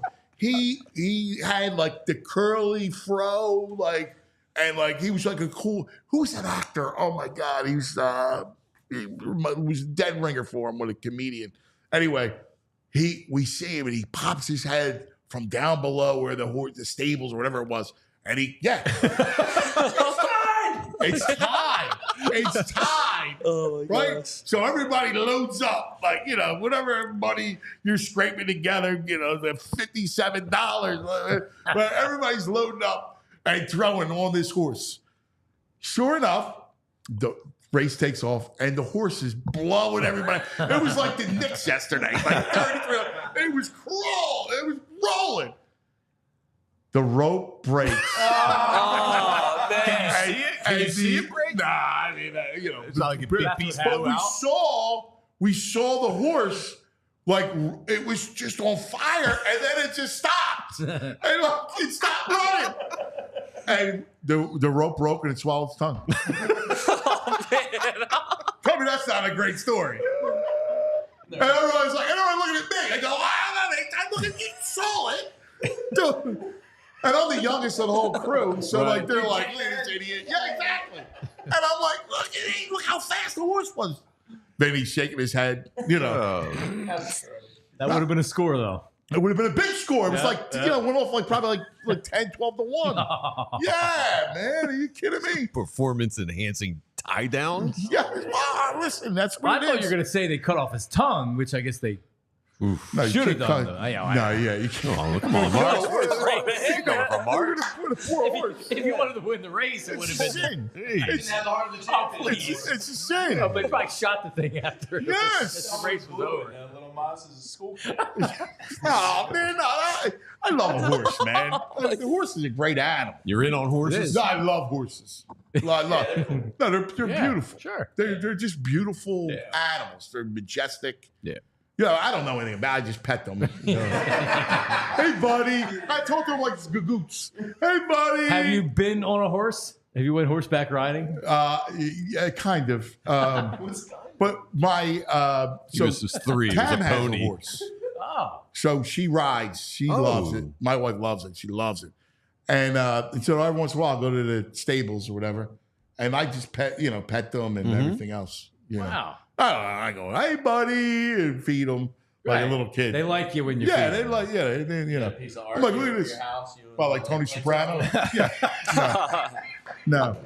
All right, you're going to be in. Listen, when you got to go, you just roll. All right, Yeah. because you have Like 5 minutes. you got some My daughter vomit to clean up. driving in here today on the blue route. My daughter's complaining about her neck, which I'm like, well, what's wrong with your neck, honey? Like, let me call the doctor. Then all of a sudden, she's like, I'm going to throw up. Ugh! Now, a 2-year-old throwing up in their car seat, they don't really know how to throw up yet, which just means she threw up all over herself in her hands. She actually tried to catch it. I was proud of her. She limited the damage. So I have that baby little angel. I have the paper towel and I'm trying to She's like, just wipe your hands off. So we made it to my in-laws in Delco with minimal damage. I'm still going to have to obviously take the entire car seat apart and wash it or whatever. We'll be able to get home. But I'm going to take her to the urgent care to make sure that. So your car's marinating right now. Yeah, at least it's not hot today. Oh, thank God. That's the worst. So, yeah, I was driving the minivan down today, Anthony. I'm a proud minivan driver. Gets excellent. Man, you're daddy, man. That's what it's about. No better title than daddy. You know what I mean? Correct. It is the greatest. All right, when you roll, when you got to go, you go. Well, let me drink the rest. All of right, it. let's make it so bad, bro. This is the Tobias Harris. Hey, Tobias Harris Liberation Day. Yeah, thank God for To that. Toby. Good speech. Clear liquors are for ladies on diets. Let's drink some bourbon. It's not bad. Kinsey bourbon, Philly's finest. Oh, like that, Andrew? Andrew, not bad. you like it, Andrew? Yeah, it's not bad. Philly used to have a big bourbon culture, obviously Old school, they were yeah. one of the first settlers and all that. Like they were the OG bourbon people. Yeah, you know what? The OG bourbon. Have you watched Ben Franklin? TV Todd's coming up in a little bit. No, I haven't. I watched one episode. I've heard Manhunt's really good. The John Wilkes Booth. Yes, I heard that's really good. Yeah. Ben Franklin's like, I don't know if I like it or not. He was definitely a pervert. Who, Ben? Yeah. Oh, really? Big pervert. Did you read the book? I've read some stuff Yeah. about him. Yeah. He loved women after menopause because they couldn't get pregnant.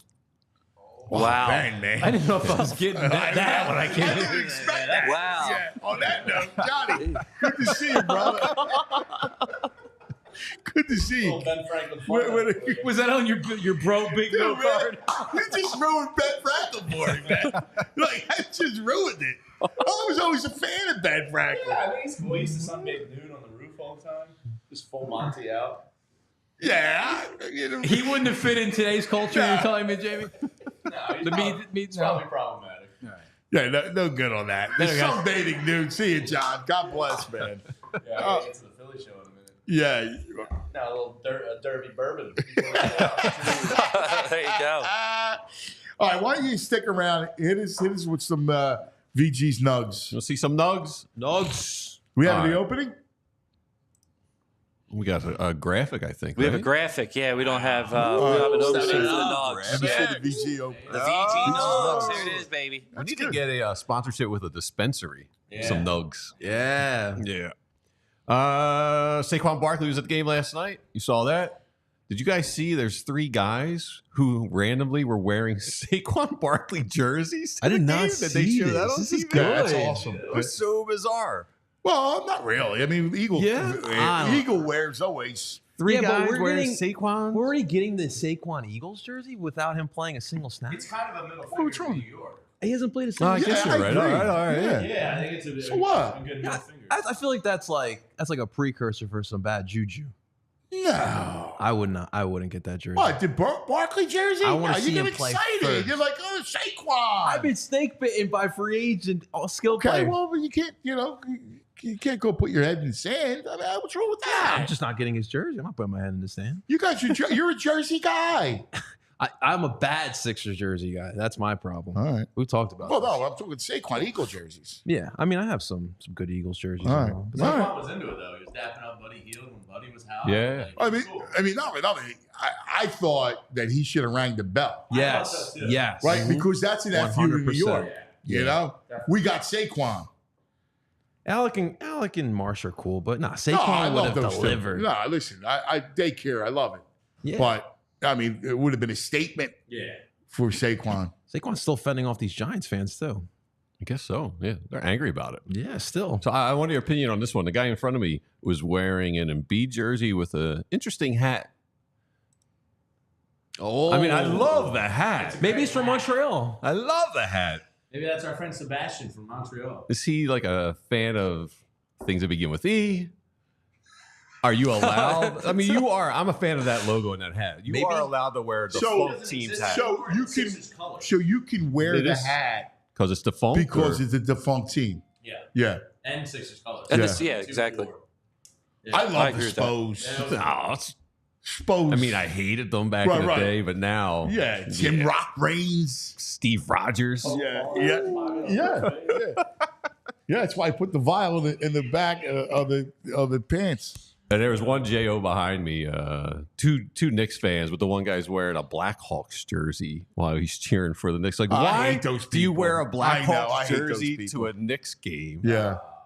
Good beer placement, by the way. Yeah, nice beer. Whoa. The one thing they did tell me, Madison Square Garden for a double cocktail, $48.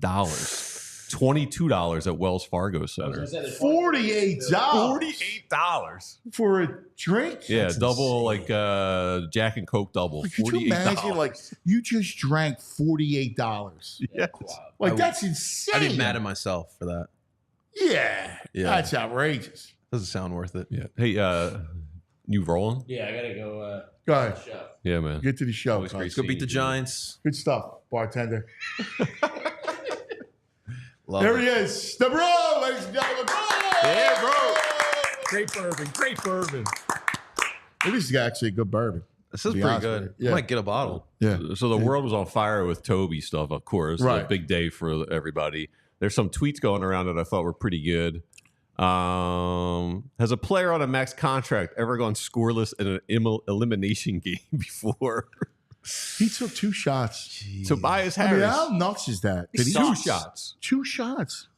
2 shots. Yeah, that's crazy. Like he. No, he was Casper in a big way. Listen, the ball, they didn't run anything for him, but you got to find your way.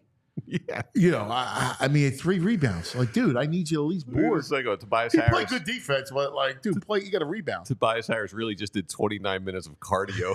Yeah, That's a great line. that's a good one. And Tobias Harris going scoreless in his final game with the Sixers is just fitting. Like, you It is. can't write a better bow tie than that. No, it's the truth. Yeah. Get out of here. Tobias the Crumble Cookie Harris. Yeah. Yeah, the quotes were Yeah, on crumbles. fire with Toby today. Dave P. Tobias feels like a kidney stone that's slowly passed for 6 years.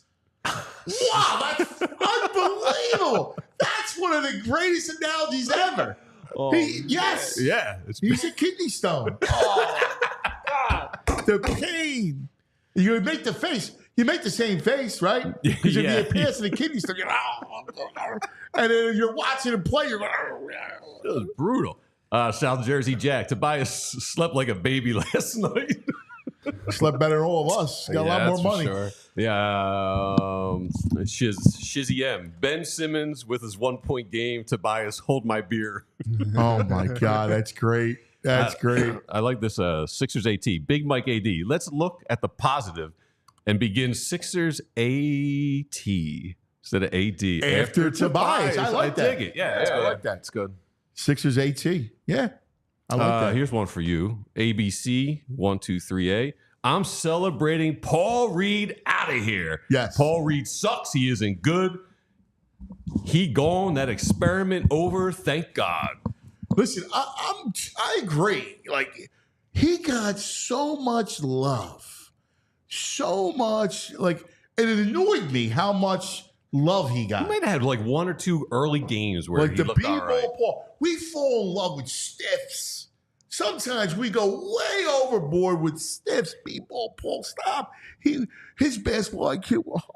I'd watch him last night. I go, dude, what are you doing? He feels like a process player. Like he feels like he belonged during those process years.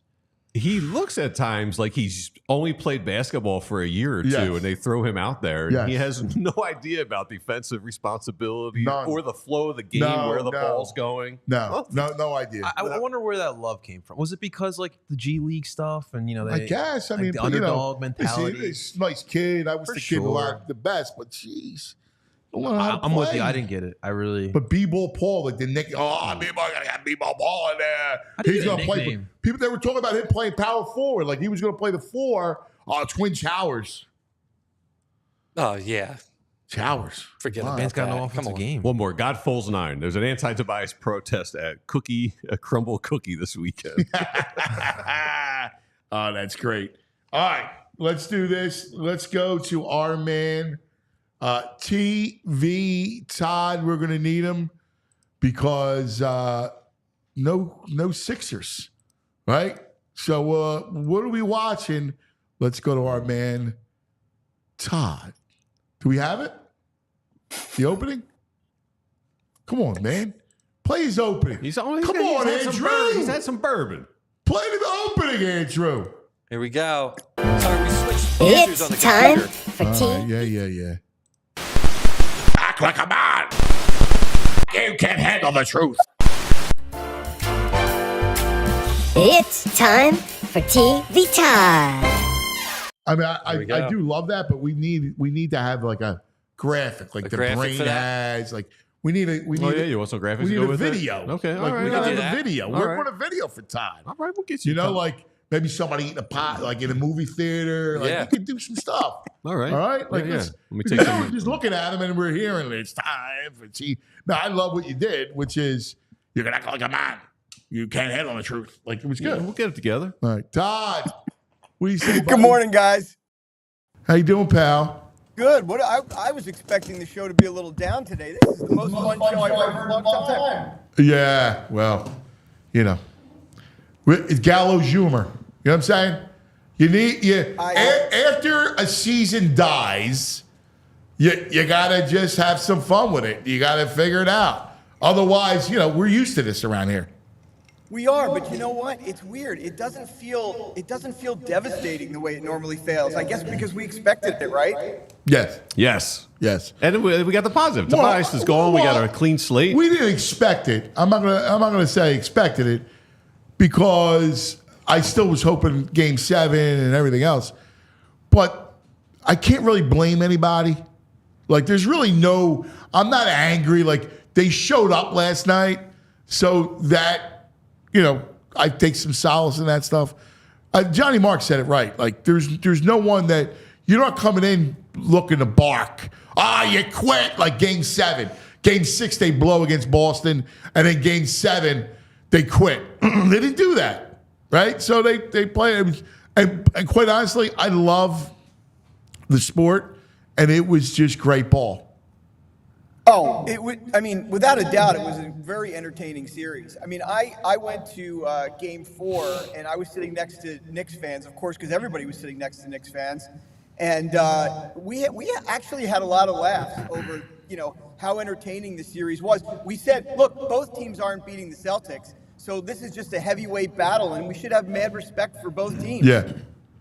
Well, it's almost like in your world, it's almost like a limited series. Like watch it for the entertainment factor.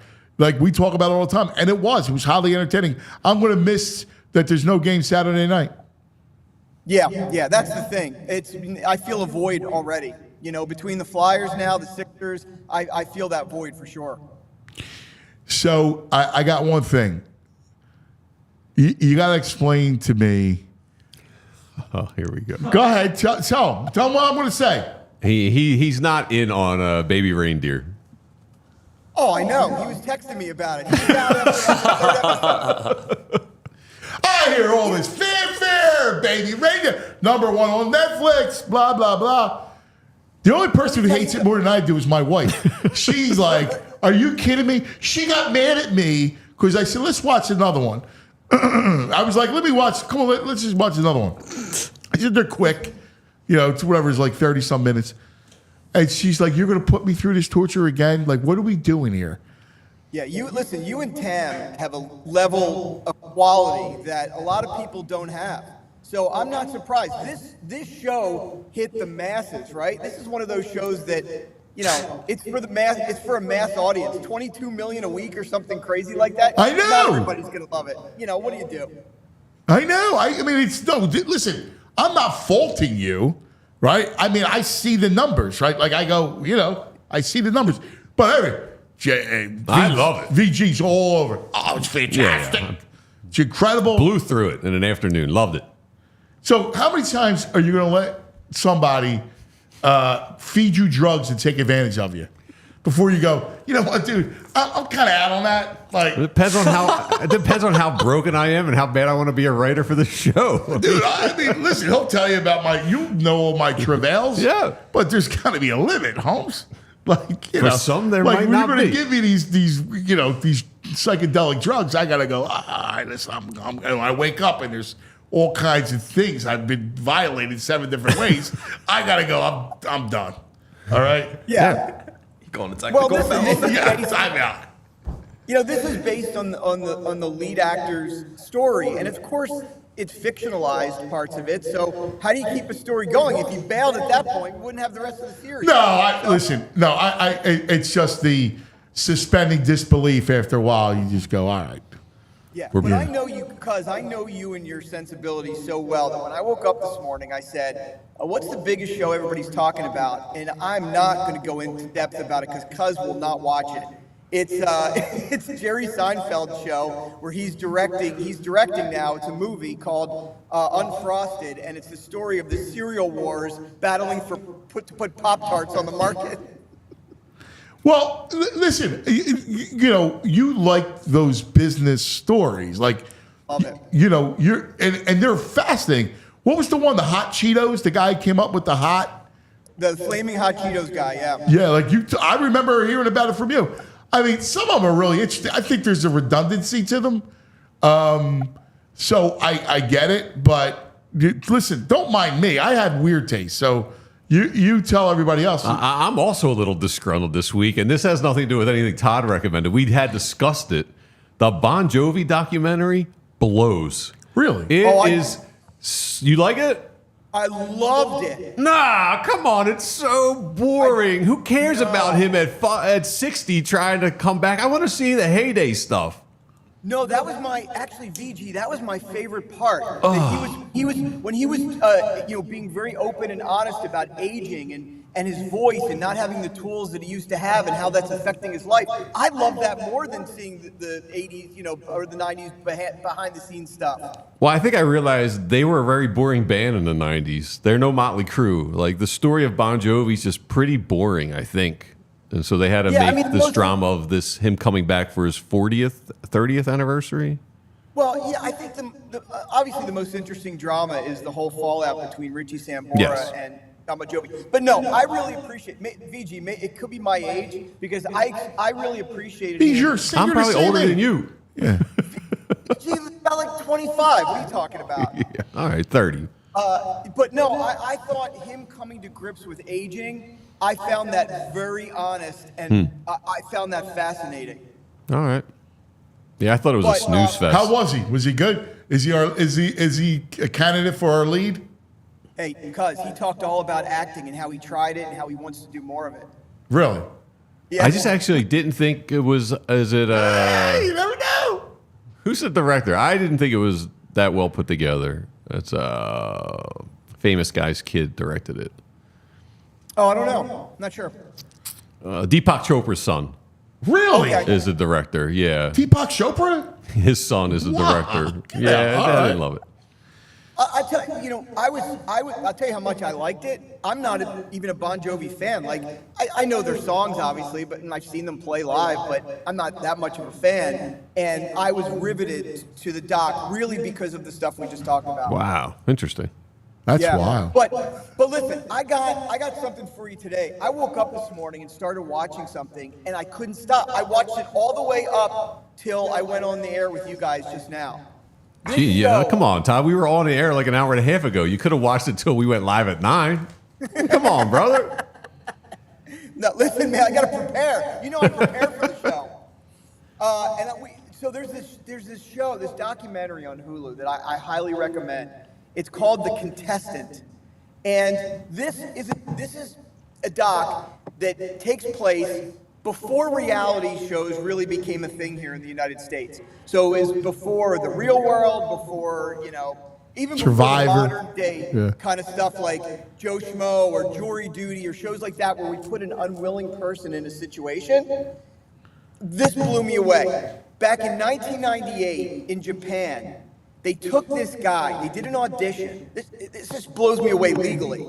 They had an audition with a bunch of guys, they drew numbers, this one guy wins, and what they do is they whisk him off. He doesn't sign agreements, releases, whatever, and they put him in a room, and they tell him he has to strip down naked, and in the room is a phone, postcards, and a bunch of magazines.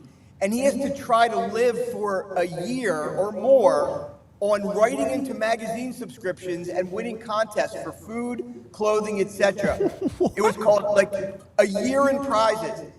They kept him. They filmed him 24/7. Was a big giant hit in Japan. This was just before the Truman Show was even released. And he had no idea where he was, what was going on. He was going through psychological stuff. He was, funny. Audiences loved him. 15 months he lived in this situation.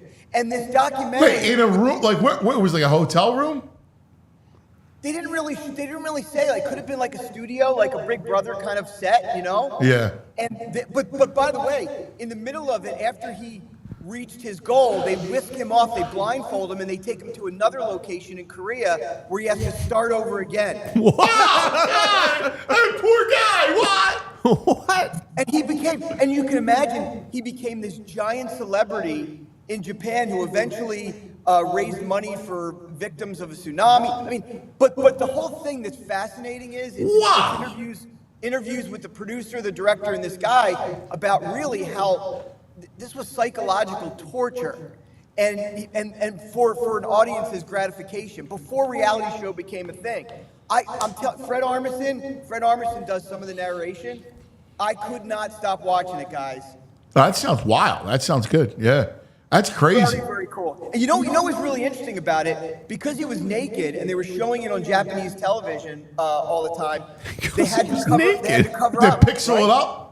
They did. Well, so what they did was people in the control room had a joystick, and they used an eggplant emoji before an eggplant emoji was known for anything. Wow! And they covered him up, and they think that's how the eggplant emoji became the symbol for the Johnson. Here in US. Yeah. Wow, that's nuts. This is crazy. That's wild. So did he win clothing at some point from magazines? Yes. Yes. He's walking around with a KBO T-shirt now. He won VG. He won all kinds of stuff. He won food. He won clothing. He won dog food. He started to eat dog food. Oh God! That's unbelievable. What a show! I gotta watch. What's it called again? It's called The Contestant, and it's on Hulu. All right, It's about an hour and a half documentary. You got to watch it. I'll watch. I'm in on that. Any flicks? Yeah. So here I got a couple things for you here. So real quick, I'll just hit this because I think a lot of your fans know the show. The show Hacks on Max, HACKS, Hacks. Yeah, truly comedy. One of the smartest comedies out there. Stars Jean Smart and Hannah Einbinder, who is Lorraine Newman's daughter. She's fantastic. It's loosely based on a Phyllis Diller, Lucille Ball, Joan Rivers character who hooks up with a young comedy writer. Season 3, the show is fantastic. So that's out this week. That starts. But then here's one I think, Cuz, you'll be into. I think you're a Tom Wolfe fan, but I'm not exactly sure. The writer Tom Wolfe. I love Tom Wolfe. Yeah. So they tried to adapt his books many times over the years. Bonfire of the Vanities, I thought was great. This one looks fantastic. They struggle. It's tough to execute. Very hard because, as you know, they're very character driven. There's quirky dialogue. But this one I'm pretty excited about. It's on Netflix. It's called Man in Full, and it stars Jeff Daniels. And it's about it's from Tom Wolfe's 1998 novel called Man in Full, and it's basically like this crazy story of Jeff Daniels, a real estate mogul who's going bankrupt, and there's this election mayoral campaign, and it's classic Tom Wolfe. Yes. But the early reviews of this series is that Jeff Daniels is going to win an Emmy for this. Wow, he's great, Jeff Daniels. I like Jeff Daniels. Fantastic. Yeah. He's fantastic, and apparently everybody on the show are a bunch of a-holes, and so it's supposed to be fantastic. So I'm all in on this one. Oh, that sounds good. I would love that. Yeah, and that's Netflix. That's Netflix. Yeah. Yeah. And then the last one I'm going to throw out for you guys. It's on. I think it's Peacock, but I'm not exactly sure. It's called The Tattooist of Auschwitz, and. I wasn't looking for another Holocaust survivor show because it, obviously it really bums me out to watch that stuff. But I have to watch this because this stars Harvey Keitel, and I mean I read about this. Yeah, I read about this. supposed to be fantastic. He plays a tattooist in Auschwitz Yes. who had to tattoo the numbers on the concentration camp. And this is, it's supposed to be this great story of survival. But Harvey Keitel, come on, I gotta watch it. I know. He's amazing. He's amazing. He's incredible. Yeah, so that's out there too, and so I think it's got a little bit of for everyone this week. I mean, in the theaters, it's funny. I look at the theaters every week, right, and there's nothing out there that's really blown me away at this point. My friends are telling me that I got to go see Civil War. Civil War. Yeah. Which is go see it. I like a review on that because people who have seen it say it's chilling because of how real it is, how real it feels like it could be. That's what I heard. So, it's loosely about these journalists who race to save the U.S. from civil war, and they end up at the White House and whatnot. But of keynote to your audience that loves film and reaches out to me and tells me all this stuff, Alex Garland did the film. And Alex Garland, great director, writer, amazing writer, but he did one of my favorite movies, Ex Machina, which really brilliant filmmaker. So I'm all in to try to watch this. Oh, that's great stuff. Todd! How do people get a hold of you? That's what I was going to ask you, because there's some other TV Todd impersonator out there. What? Yeah, I mean, come on. Welcome to the world of low-ranking celebrities. Yeah, so I'm on Twitter or X at Todd Schill, TODDSHILL, and guys, I'm going to try to come live in studio next week. Oh, hey, we love it. That'd be awesome. That's fantastic. We'll love that, my brother. Listen, have a great weekend, all right? Enjoy the Derby. You do the same, boys. All right, here he is. Thanks, TV Todd. Awesome. All right, boys. That portion of the program brought to you by TruMark Financial. That's right, Credit Union. Our friends at TruMark Financial Credit Union. All right, last thing. Is I got to give you guys the 5. I love this. All right. I look forward to this. I'm not, listen, we can hang here all day, so let's do it. We're already in overtime. So let's do a little 5 action, shall we? All right. I gave it to Johnny Marks. I think you guys will have some great stuff. So give me this. Our new enemies. This is the Josh Hart question. Well, anytime you have a series, there's always enemies, right? Because there's familiarity. Yeah. So give us your 3 new enemies. Okay. JP. First one, I'm going to go with the whole entire Villanova basketball program. Give me the Nova even the current one. Yeah, That's how. Don't even stop there. Just the university in general. Yeah, the whole Radnor, Pennsylvania is our new villain to Philadelphia sports. I'm also going to go with the pasta. The David Pasternak for the Bruins. Oh, yeah. Destroys us every time. I know. Pasta man, yeah. And I'm going to go with the Debo Samuel. Debo, really? All right. I mean, I'm still too wounded over this. I go NBA referees, Tom Thibodeau and DiVincenzo. Thibodeau, Tibbs got that is a hate to face. So easy with to the hate. big pumpkin head. Like you just go Tibbs. The Tibbs. All right, question number 2, JP. Rank your losses. All right, your Sixer losses. Are we doing Sixers? Are we doing other? Or you can do anything you want. All right. I want Philly sports with this one. So at number 3, I'm going to go with one of the most heartbreaking ones, the 2022 MLS Cup final. We got Gareth Bale in the final. Number 2. That was wild because the way it's you have the extra attack.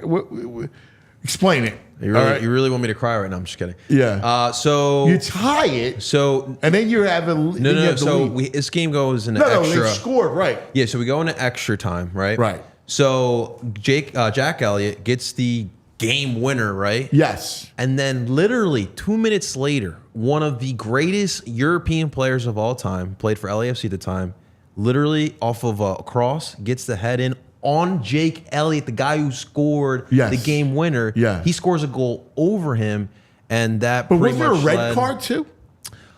In that game, there was one. Yeah. So because they were playing shorthanded. Crepeau, the goalie, came out and fouled Corey Burke, which you're not supposed to do as a goalkeeper in the sport. He gets injured and also gets the red card. So in comes in the former Union backup goalie. Yes. So the storylines were just heartbreaking. Yeah, that's Philadelphia sports. I remember the whole thing. Like, oh my God. And then the worst you part. guys have been proud of me yesterday. I watched Roma lose to Leverkusen. Bayern Leverkusen. They're having a really good year. Yeah, they're really good. Undefeated. Undefeated. Because that day was bad because not only did we suffer that, but then later on in the day, the Phillies get eliminated I remember in the World Series. So that was a very tough day. But number 2, I'm going to go with the 2018 divisional round, the Alshon Jeffrey drop for interception. Oh, wow. That one was hard because I really truly felt they were going to go back. Yeah, they would have been. I don't know what happens in the Super Bowl, but I would have felt like they would have been back. And then number 1, you had to play the Rams in the following. We would have beaten the Rams. Yeah, we would have taken it. But the number 1, double doink or triple doink. Kawhi. Yeah, that's my most heartbreaking loss. BG. My third one was the Fog Bowl.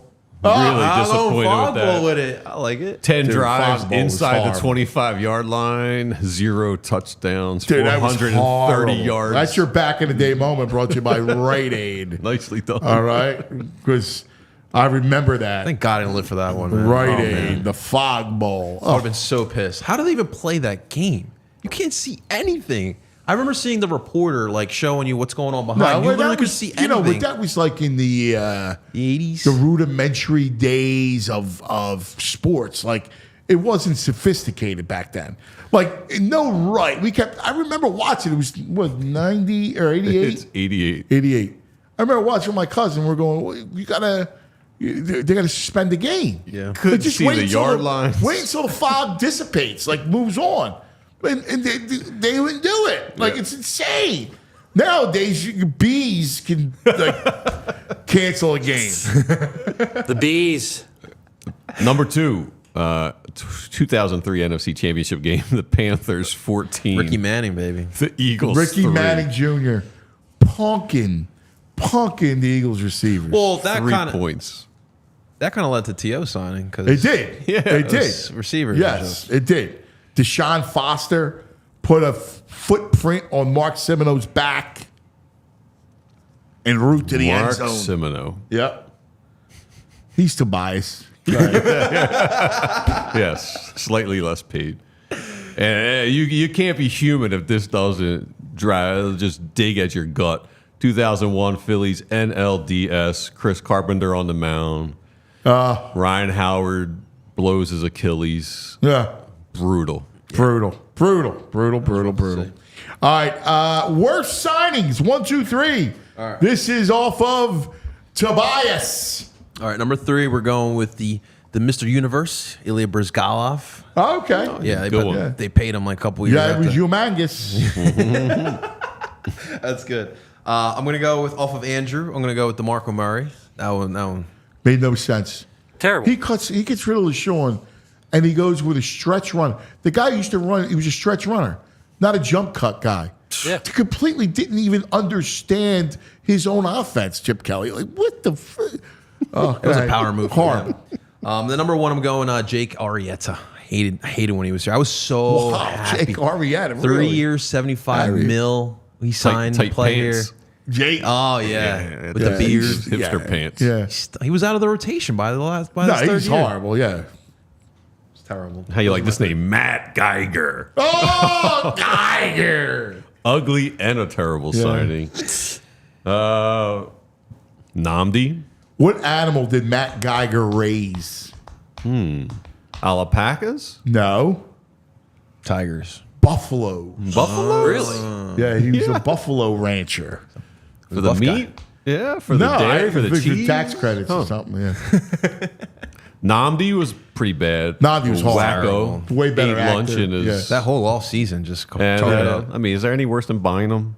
No. Oh wait, that was a trade though. Are we talking about signs or trade? Yeah, we're talking about signings, but you know what? That was bad though. Yeah, that was terrible. All right, signings Adam Eaton. Yeah, Adam Eaton. That's good. That's a good name. All right, Eagles, Phillies on the horizon. That's where the show goes next. To the Birds and to the Fightins. All right, where we focus in on what are you looking forward to, JP, the most with the Phillies?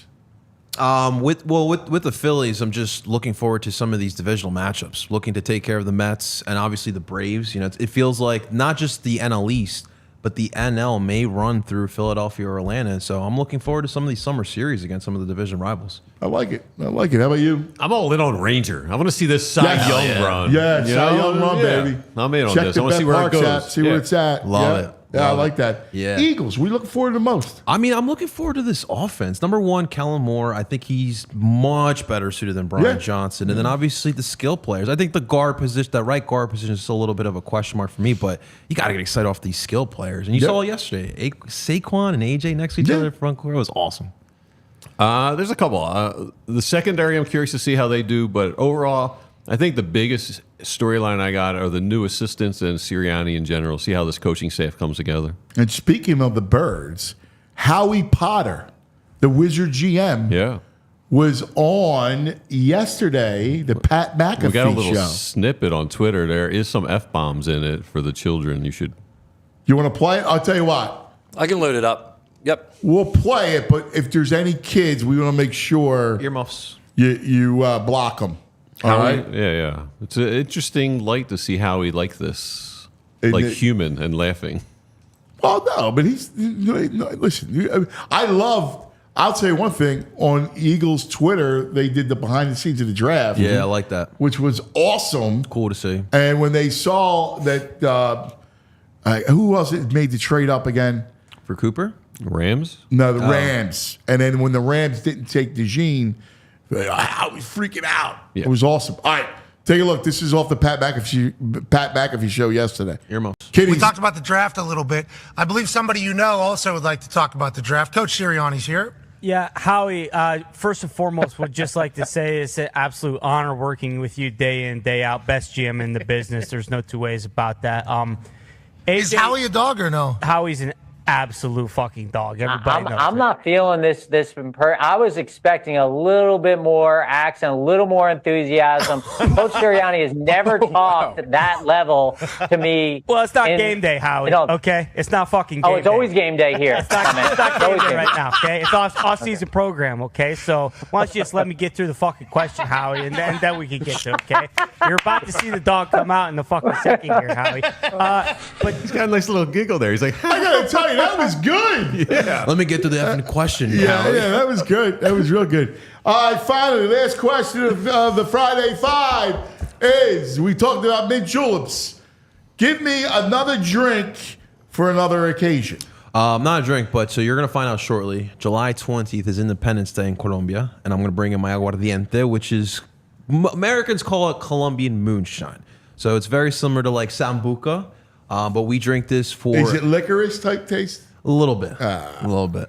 I hate that taste. I always do the... I don't like the buca or the anisette. They always say, what kind of Italian? I just don't like... You know what I love? I wonder if you had this.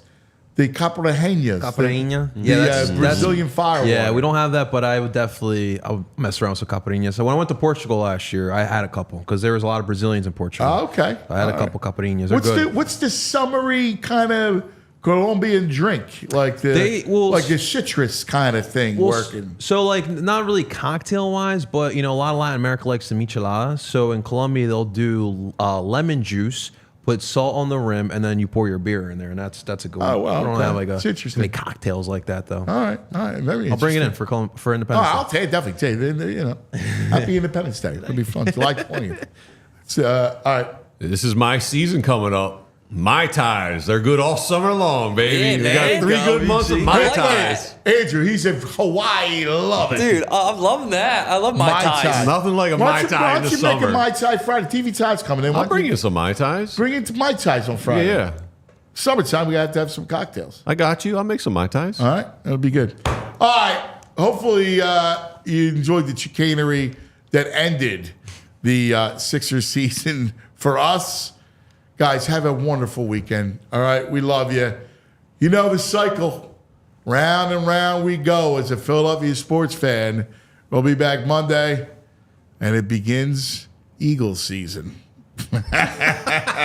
Go Birds. Get it back to the Eagles. Get it back to the Eagles. That's what all the program directors would say. So we will. Love you guys. Go Phils. And we'll see you on Monday. We all silly like the mayor.